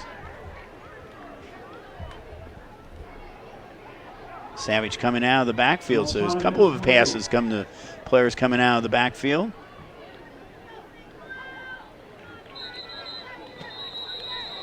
And we have procedure on Finneytown. One of the offensive linemen was doing a little movement there. Lose 5, now 1st and 15. Ball back at the 33 now.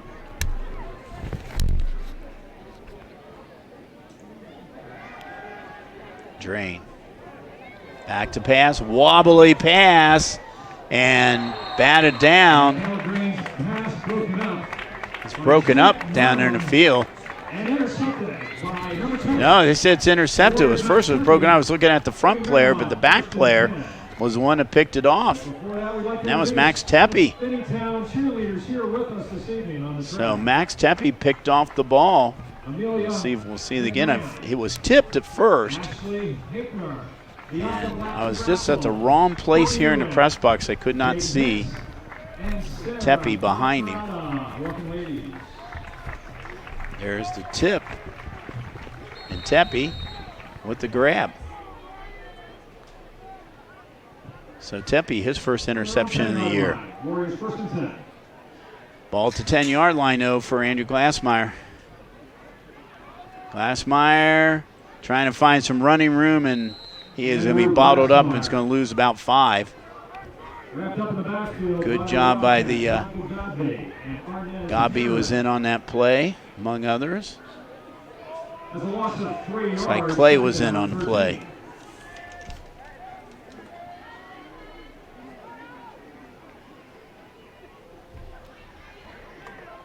We see over in the sideline,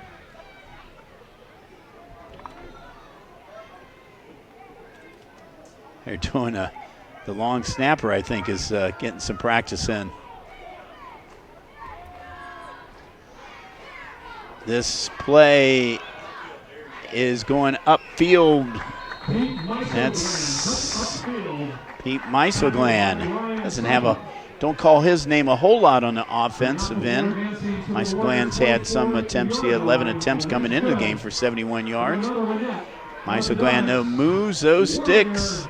That's important to get them out of their shadow of their goalpost. Moved out to the 25-yard line, so 15-yard pickup.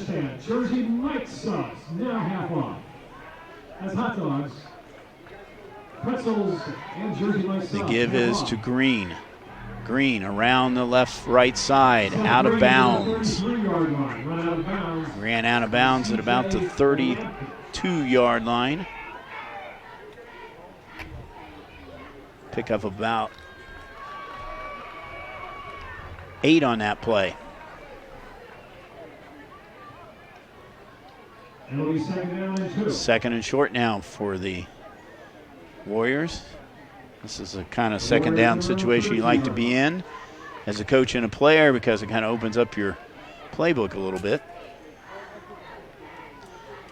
2 receivers to his left. Glassmeyer back in the shotgun. Gives it to Seth Green. We got a penalty coming up. It's going to be coming back. So Green out to about the 45-yard line. This one's going to come back for a hold. He's wrapped up by Carlos Cox. There's a penalty flag. Flags thrown around the 35-yard line. Let's see it is a hold against Mariemont. Against Marymont for holding. So play comes back 10 yards from the spot of the penalty. We will be running back those playback times at the end of this quarter, so get a pencil and paper ready. A lot of stuff happening in ICRC sports. Got another game going on tonight up at Talawanda with the Mount Healthy Owls. Next week we'll be back here at this facility. Another CHL matchup with Reading and Mariemont. Got some big games coming up here. We'll talk a little bit about some of those. Green, running room.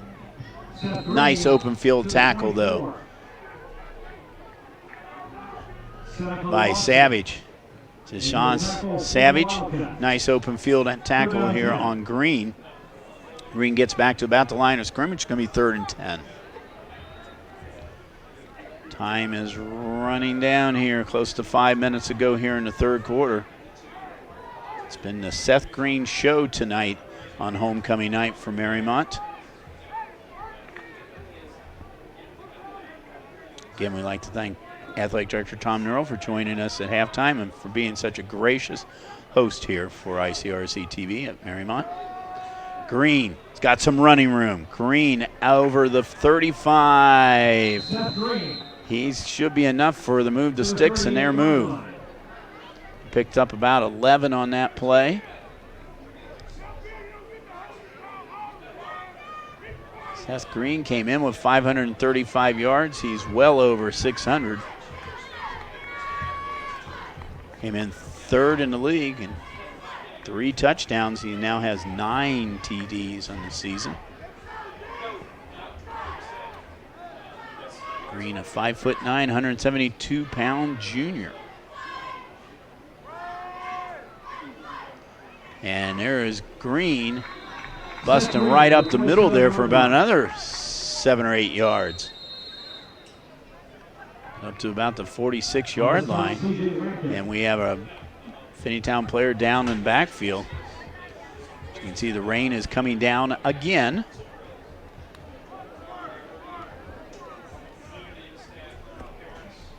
Can't see the number of the player, but we do have a player down on the field.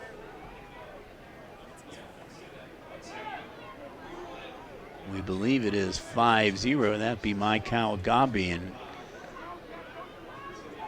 if it is, that's be a big loss for Finneytown. A team that does not too deep on the bench to begin with. Can't afford to lose those good players. And he's coming off the field. Now he's going to have to come off for at least one play.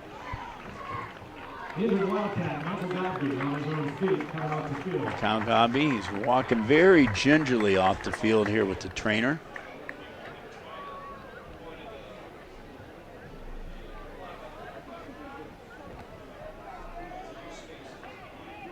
So he's got to be off for at least one play. 2nd and now looks like about 1 yard here for the Warriors.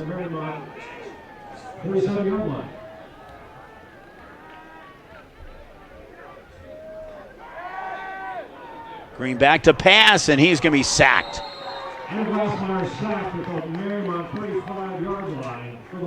Among others, in on that was number 71, Oscar Julius. And Julius is 5'9", 315. You don't want to get sacked by Oscar Julius. And it made it worse as there was 2 or 3 other Wildcats in there too. So Glassmeyer with the sack. Now sets up a 3rd and about 11. They had a 2nd and short, now 3rd and 11. Glassmeyer's got trips out to his right. And going the other opposite direction is Jeb Lindell, it looked like. Am I correct on that number? The ball carrier was David Dorson. No, Dorson. Lindell was one number under. Yeah, I think Lindell, we're not going to see him back anymore tonight. But Dorson with the carry sets up a now 4th and about 6. Meisel-Glan is going to be back to punt. Caleb Drain back at about the 35-yard line. High snap. Rugby-style kick, a high kick. Going to drive Drain back and inside the 20, and now back on outside the 20.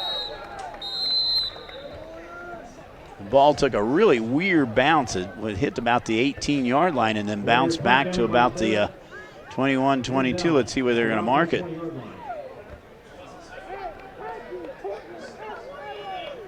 That'll be about a 37-yard punt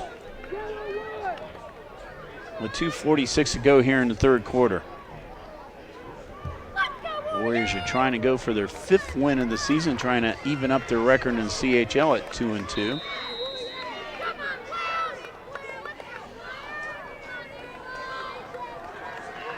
Caleb Drain, nice pass, got man wide open over the middle. And that is Deron Martin out of the backfield again, and there was no one near him. Deron, you see him taking off of the right side of your screen, and there he is, all alone. What a Warrior player within 10 yards of him. About a 30-yard gain on that. And he airs it out that time, and he was being knocked down at the same time. Marquand Curtis putting the pressure on him.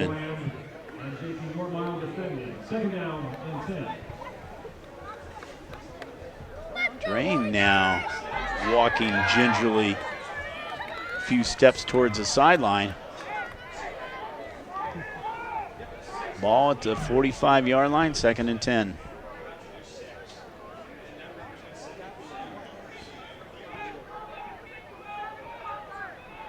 Drain back to throw, pumps, got a man open. And the pass was good to Carlos Cox. Cox, 5'6", 135-pound freshman. So Gerald Warmack's got some young players in his team, and he's playing them right now. Somewhat out of necessity. Sees a player short with his quarterback. This one's coming back to as a hold. 2nd and long now for Marymont. See the Warrior cheerleaders. Some have their raincoats on, some don't. Half of them got a raincoat on. I say it's a 50-50 chance it's raining. And the give is to Savage. Or Cox, I'm sorry, Carlos Cox.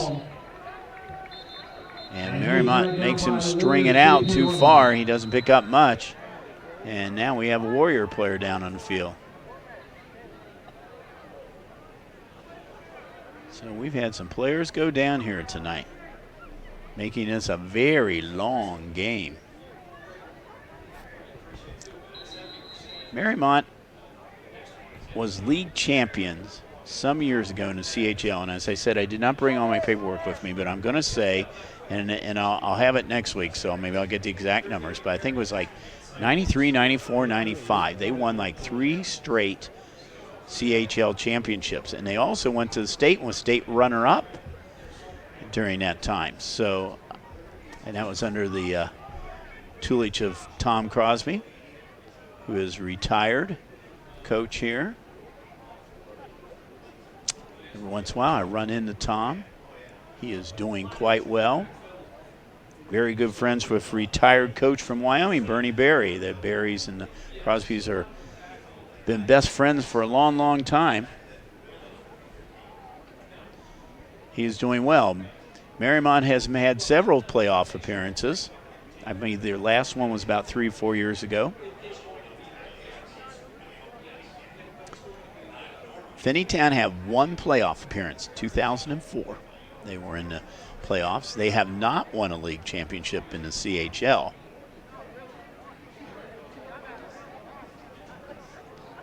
So we still have the Mariemont player down on the field. And now he's getting up.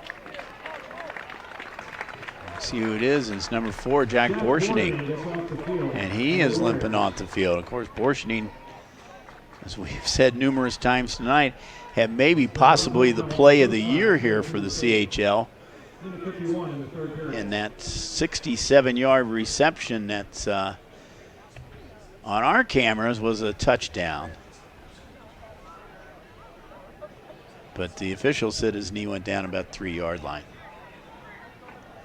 But Seth Green finished it up with the 3-yard run. At that point in time, it was 14-0. 151, no scoring in this quarter. And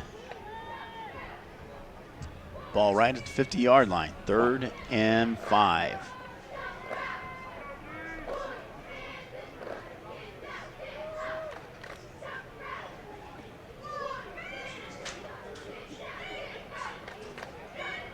Drain. Man in motion. And that's who the pass was intended for. Intended for Tasaj Savage. 4th down.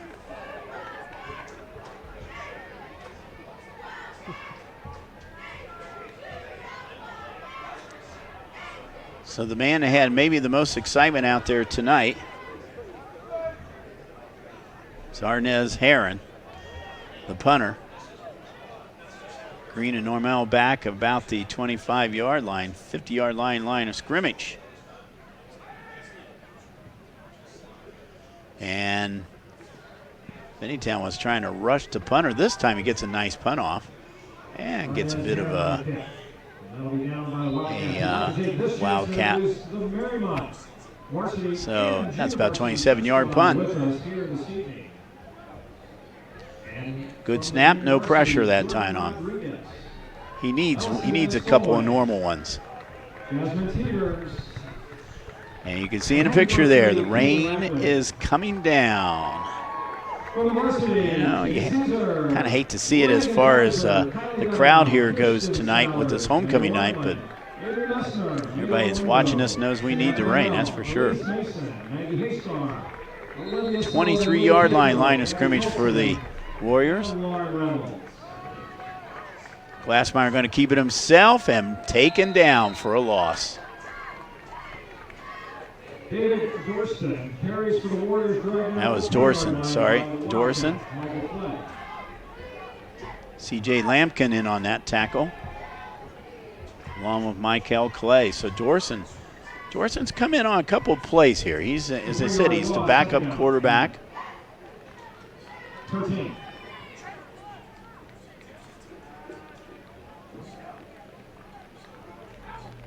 This time it's Green. Green trying to get some running room, trying to run off of the blockers over there on that side. Yeah, Max Tepe over there helping him. And he's going to pick up about 6 yards on that one. So as we set up a 3rd and 3, we'll go 7 yards. The gain is 10 yards. It'll be 3rd down and 3 on the Marymont 30-yard line. So just shy of the 30-yard line. You have to get to the 33 for the 1st down. Clock is running down. This might be the last play of the quarter, depending on what happens. Green going to keep the ball almost into Finneytown territory, and he is to about the 49-yard line. 21-yard pickup by Seth Green, and the clock has stopped as they move the sticks. As soon as they get those sticks set, the clock will start. 12 seconds to go here in the 3rd quarter. And they're started now. So Mariemont's going to be content. Just let that clock run out. Go to the 4th quarter with a 21-0 lead over Finneytown. So defense still pitching a shutout here. And we're going to have those playback times coming up. And if you stare at your, I was going to say, there you go. How about the 12th at 3 o'clock p.m.? The Sunday the 13th at 8 o'clock p.m. Wednesday the 14th at 8 o'clock p.m. Thursday, we'll have brunch together at 10 o'clock a.m. You can see them on Spectrum, Cincinnati Bell Fi Optics. You go to ICRC-TV.com. There's all kinds of places you can see this game. There's lots of other stuff on ICRC.com. There's so many contests going. Boy, we had a great volleyball game this past week over at Milford. Might be one of the longest volleyball games done, but it was a great win by Milford over there. So you have to see that, plus many others, and our other game tonight up at Talawanda, Mount Healthy at Talawanda. I don't know if Dean has heard from Josh up there how the Owls are doing. They need the Owls won 28-6. Okay, so the Owls, they needed that game because they're still in the playoff picture too, and they needed that win badly over at up at Talawanda. So congratulations to the Fighting Owls. Oh, I'm sorry, Talawanda. That's a whole different story. That about really hurts their chances now. Mysogland. Let's get some running room. Mysogland down inside the 30, down to about the 23, 24-yard line. Nice little 24-yard run by Pete Mysogland.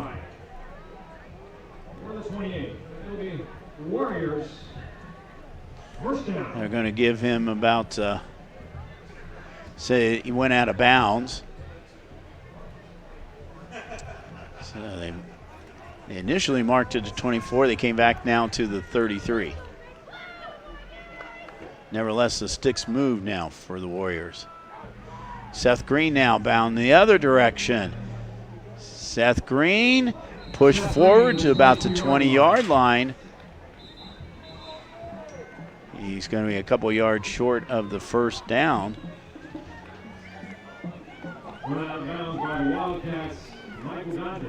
So, and when we get a chance here, we're going to tell you about our crew here when we get a little timeout here. I just got our crew information. Oh, we have a that's a scary shot right there.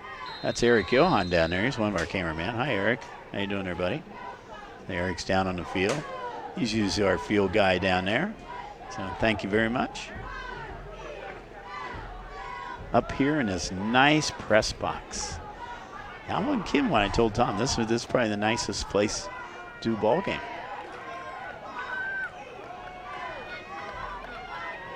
Quarterback keeper and not going anywhere. Up to about the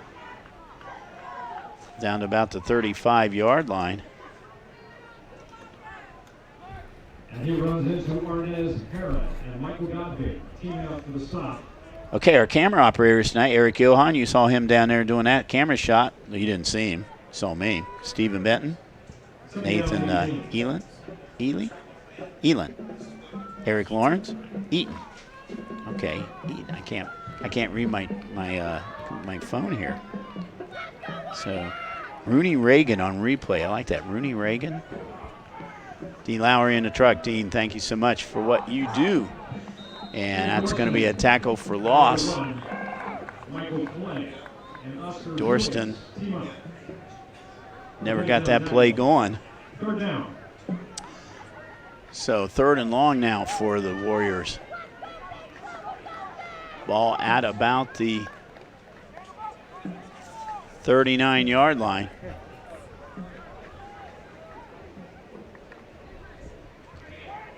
And here we go.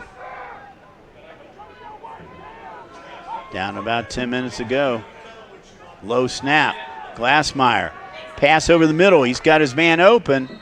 It's not going to be enough for a first down. He'll get him back to about the line of scrimmage. J.P. Normal. Nice little crossing pattern right there. Normal picks up about another 4 or 5 yards before he's taken down. So the ball is going to be 4th down and back almost to the line of scrimmage, and I think the Warriors will go for it. Nick Leone is the offensive coordinator for Mariemont. Jim Barr is defensive coordinator, of course, head coach. Curry Cummins, his 7th year at Mariemont. Curry's done well every school he's been at, Mount Healthy, Oak Hills, and Mariemont. Going for the end zone, and in and out of the hands of Max McGowan. Pass intended in the end zone for Max McGowan. So on a 4th down play, He'll take over. I think what happened is I think Glassmeyer was trying to see if he could get Finneytown off kilter here with doing the pass for the end zone. Savage was defending down there, did a good job. Finneytown takes over on downs. 9 minutes exactly to go in this game.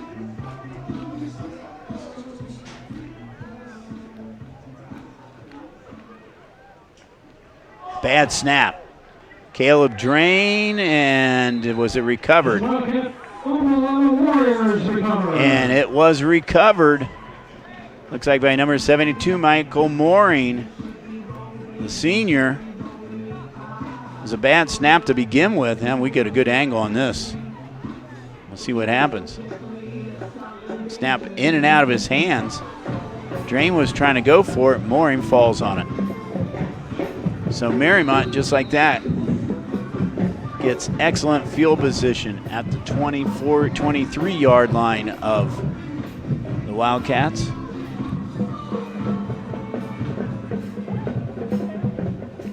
Glassmeyer all alone in the backfield, got a lot of pressure on him, and the ball was thrown. Boy, he had to get rid of that quickly. Yeah, big time pressure coming on him. And the Warriors from the Wildcats 24-yard line. Looks like that pressure was put on by Ryan Sycam.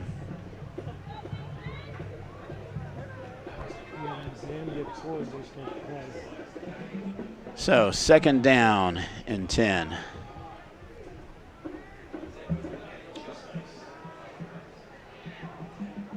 Glassmeyer, give to Seth Green. Green trying to round the corner and get a little bit of running room. And he got down to about the 20-yard line, so he picks up 3 on that one. By the Wildcat defense. 3rd down.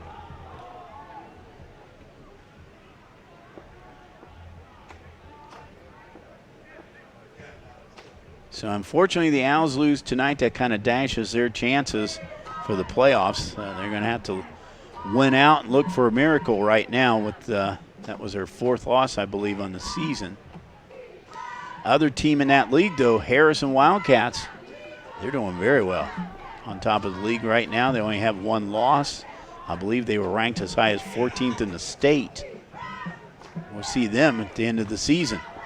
And that pass is good to Max McGowan for 20 yards. The last mile of the McGowan.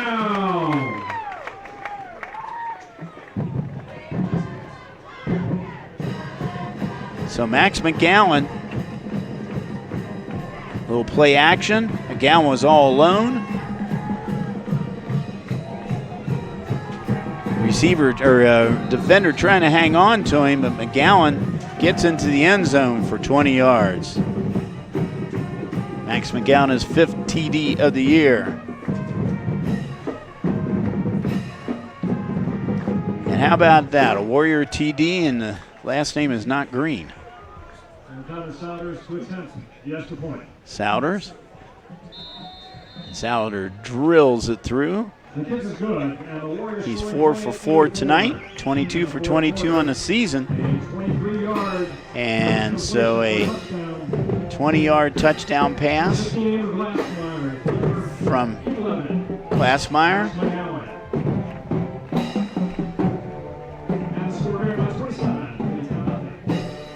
And are they saying? They said the PAT was no good.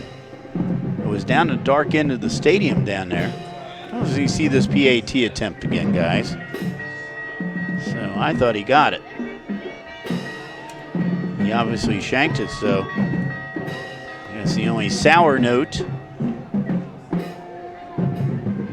is that Connor Souders might have missed his first PAT of the season. Nevertheless, a 27-0 lead in the fourth quarter here for the Warriors. And we'll see if we can bring this up again. There's the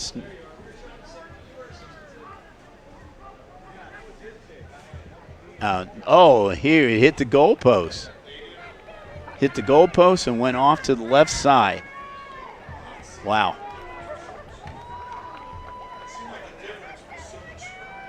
Well, they said it was good. Okay, now they say it's good. So it must have went in the goalpost and around. Okay. I thought he had it. All right. maybe they just saw the replay, Dean, and they just decided, yeah, it was good. Here's a little short kick to one of the up men. This is taken by, looks like Amir Grain. Returns the ball about 7 or 8 yards. So Finneytown going to work here with Mr. Souders' perfect season at the PAT still intact at 4 for 4 tonight. 22 for 22 in the season. Marymont with the 28-0 lead right now. You know, they had a couple of close games. First 2 games of the season, Marymont beat Oakwood 14-10, and they beat Western Hills 43-40. They came back from that game. They had a couple of easy wins. Schroeder 41-6, Taylor 28-7. Then the 2 losses to Wyoming and Indian Hill. And hopefully they're back on the winning track here tonight.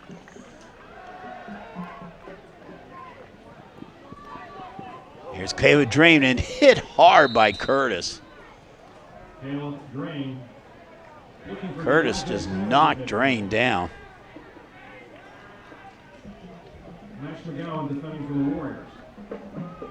Marquand Curtis. He's going to get my vote for defensive player of the game tonight. We've called his name a lot. He's had 3 or 4 tackles for losses. That's definitely a rush on the quarterback, so 7:48 to go. But with that in mind, my hat's off to Caleb Drain. I think he's doing a good job here tonight. He had to come in the second quarter as quarterback.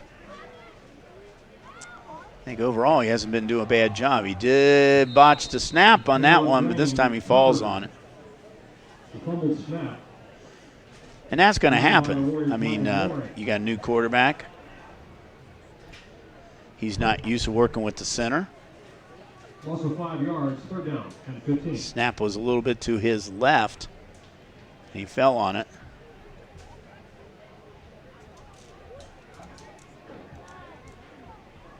Also there was Michael Mooring.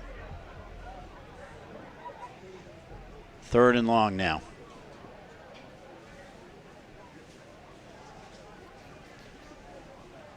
Finneytown has to get it out to the 44. We're going to have too much time, so we're going to have 5 more yards that we have to work with.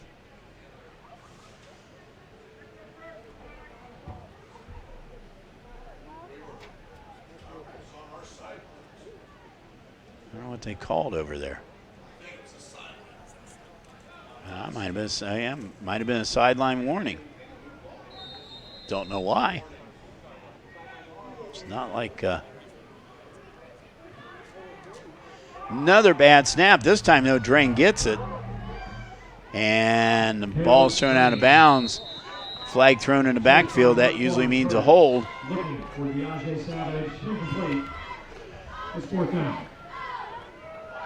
It'll be 4th down. If it is on Finneytown, Marymont will decline. Marymont declines it. So they'll take the down.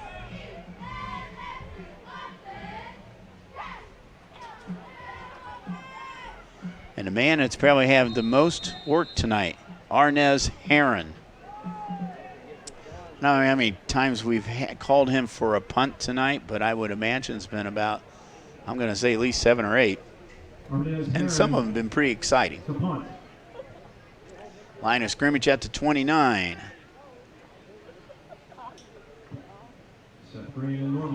And Green and Normal, and Seth Green calls a fair catch at the 48-yard line. 23-yard punt. Mariemont now goes to work here with 6:43 to go, and they are up comfortably 28-0. Just FYI, if they do score again, we will go to a running clock. And it has been a long game.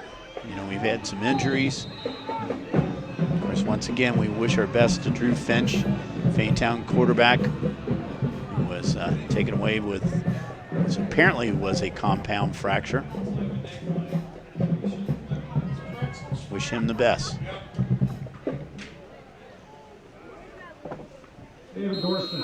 David Dorston. Dorston, the 6'1", 163-pound freshman. Finneytown does not have a JV squad, so I don't know if Mariemont's got another JV game tomorrow with somebody else, or they're not going to play a JV game tomorrow. The reason I'm asking is Dorston's seen a bit of action here tonight in this game. He would normally be quarterbacking the JV squad. He's quarterbacking now, and Dorston gets some yardage into Finneytown territory. He's going to be close to a first down, depending on where the spot is.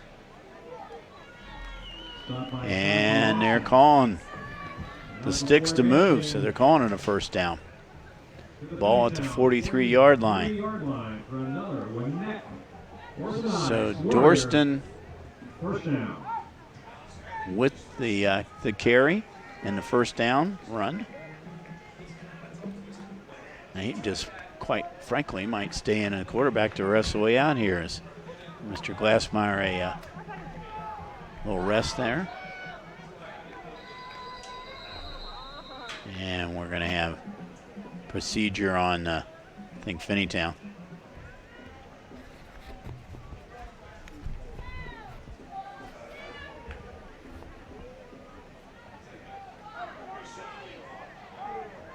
I think they want the clock to be reset, play clock to be reset. Dorston's got a first down inside the 40, still on his feet, down about 38. Ball is loose. And let's see if Finneytown recovered. And Finneytown recovers at their own 38-yard line. It'll be Wildcats. Yep, it looks like it was Michael Clay that recovered the fumble. He got bottled up there, still fighting for it. Nice job by Finneytown to knock it out of his hand. That looked like C.J. Lampkin stuck his hand in there and then knocked the ball loose, and Finneytown gets the ball now with 5:02 to go.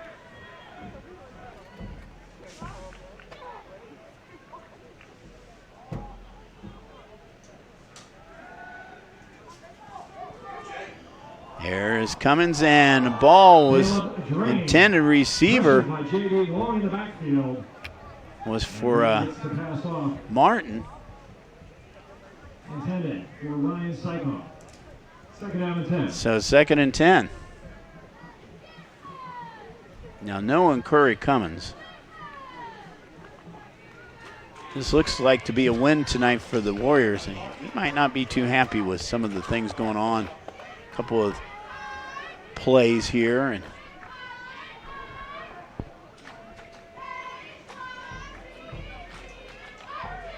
but a win is a win. Fake to Martin.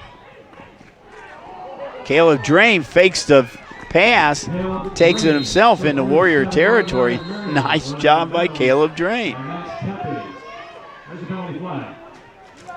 And we got a flag coming back.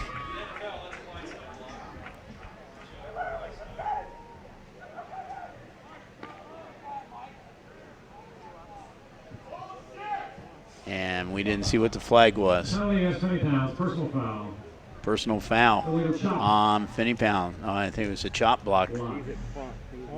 So that nice little game by Caleb Drain is going to be wiped out by a penalty. 4:46 to go, and it's going to be a big one. It's 15 yards from the infraction.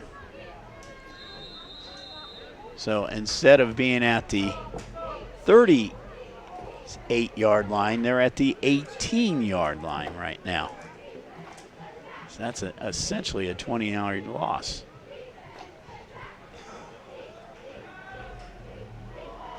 Drain, pass, intercepted by Mariemont. Mysoglam with the interception. So Caleb Drain is picked off by Mysoglam.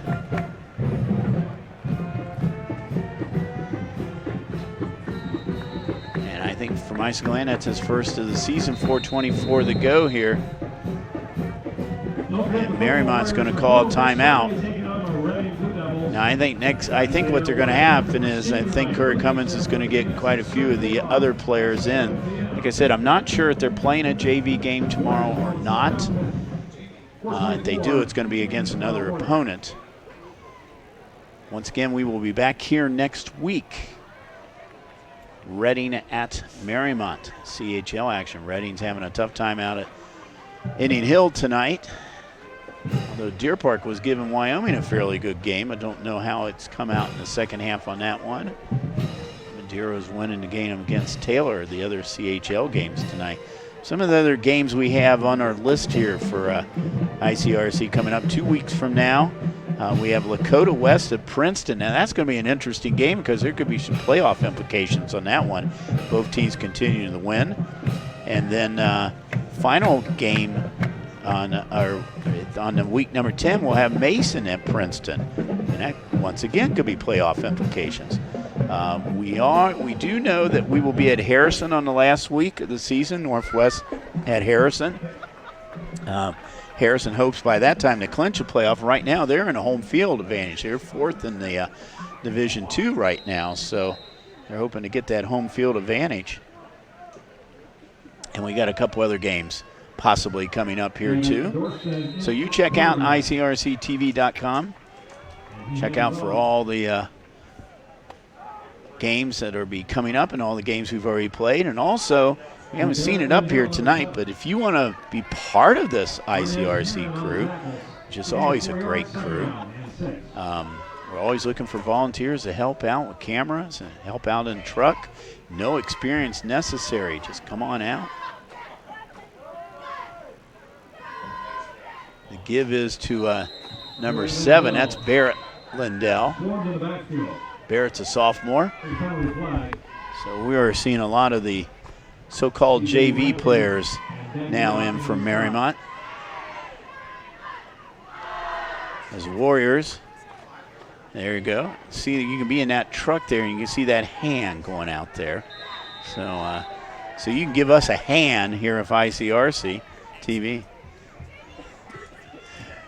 You know, with the modules up here, that's where normally the truck was in the past here at the stadium. Now they're down on the track. So, and the pass is good to number 28. That's Jonathan Cooper. He's a junior, or 26. Numbers are hard to read. Connor Souders, our PAT man, got himself a pass here tonight. Souders have one previous pass this season. Third and about 4 here. Dorson's going to keep it himself. He's got a first down and more. Dorson 20, 15, down to about the 10-yard line and wrestled down at about the 8-yard line. 21-yard pickup on a third down play for the freshman. He's going to stay in the field. No flags on the play. They said his knee went down at the 10. So it's first and goal for the Warriors. 2:29 to go in this game. Dorson, and quick whistle coming up. I think we have procedure against Mariemont. False start against Mariemont, so that's 5 yards back, so ball back at about the 15-yard line. First and goal from the 15. There's the Finneytown cheerleaders. Bless their hearts, are out there tonight. Don't have a whole lot of Finneytown faithful still left in the game here, but they're still working hard down there. Low snap, Dorson now. The give is to Alex Hatcher. Alex Hatcher is a sophomore. He loses about 3 or 4 yards on that one. Second and goal from the 21-yard line.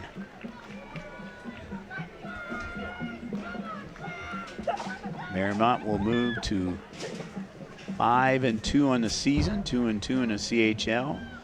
Finneytown will drop to 0-4 in the CHL, 2-5 on the season.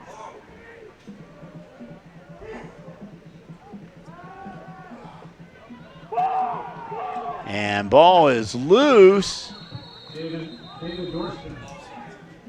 Dorson gets the ball back. Making a little excitement back here.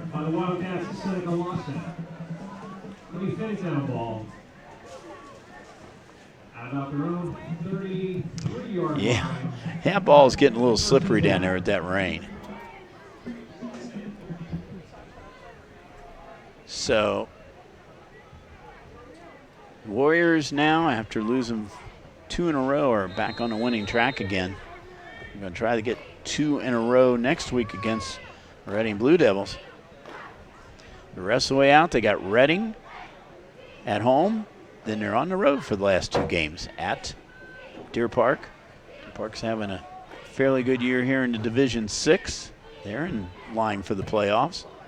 And then finish on with Madeira. The old backyard rivalry, and a pass is intercepted by number 7, Barrett Lindell. Flag is coming up.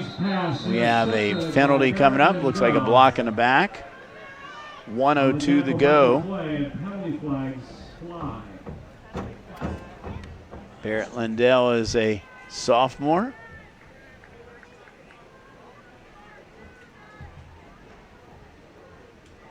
Lindell comes off the side now. Now the question is, was the penalty after the interception?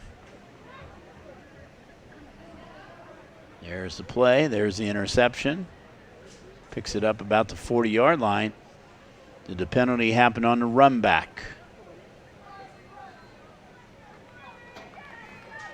And Caleb Drain actually was the one that brought him down. About a 26-yard, 27-yard run back by Lindell. Official still talking it over because it's important if when the penalty happened. If it happened before the interception,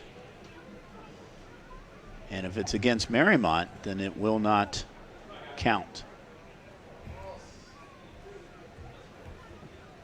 Well, they don't have the little puppet theater to look into to see the replay. They got to decide themselves.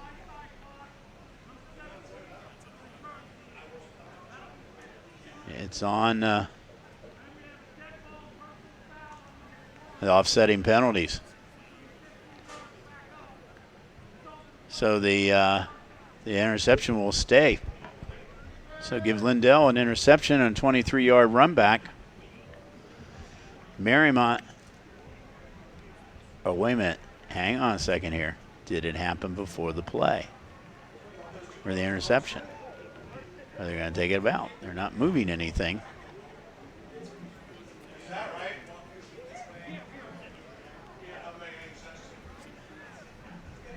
Saw setting penalties. There shouldn't be anything going, but okay. It will be Warriors ball. Okay, so all this happened after the interception. And boy, we've got ourselves, the rain is really coming in now. The wind's starting to pick up now.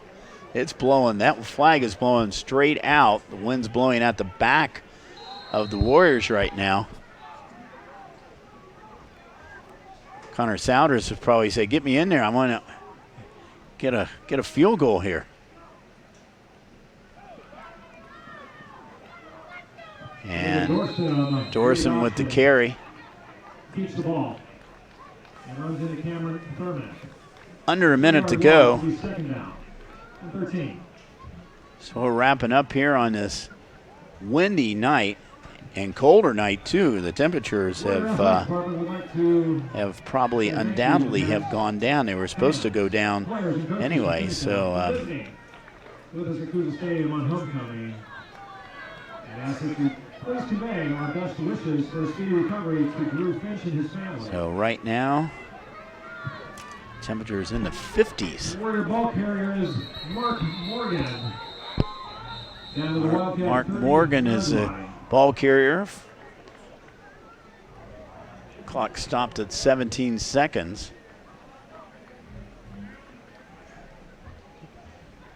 We got a holding penalty coming up. Well, we have to have one more penalty here, right, guys? So. Well, we'd like once again thank Tom Nurl and the great people here at Mariemont for welcoming us in the house here on homecoming night. And we're glad that we have given them an ICRC team has won a game here tonight as the Warriors shut out the Wildcats 28-0 on homecoming night here at Mariemont. We said the Warriors go now to 5-2 in the season, so they're going to be guaranteed at least a 500 season.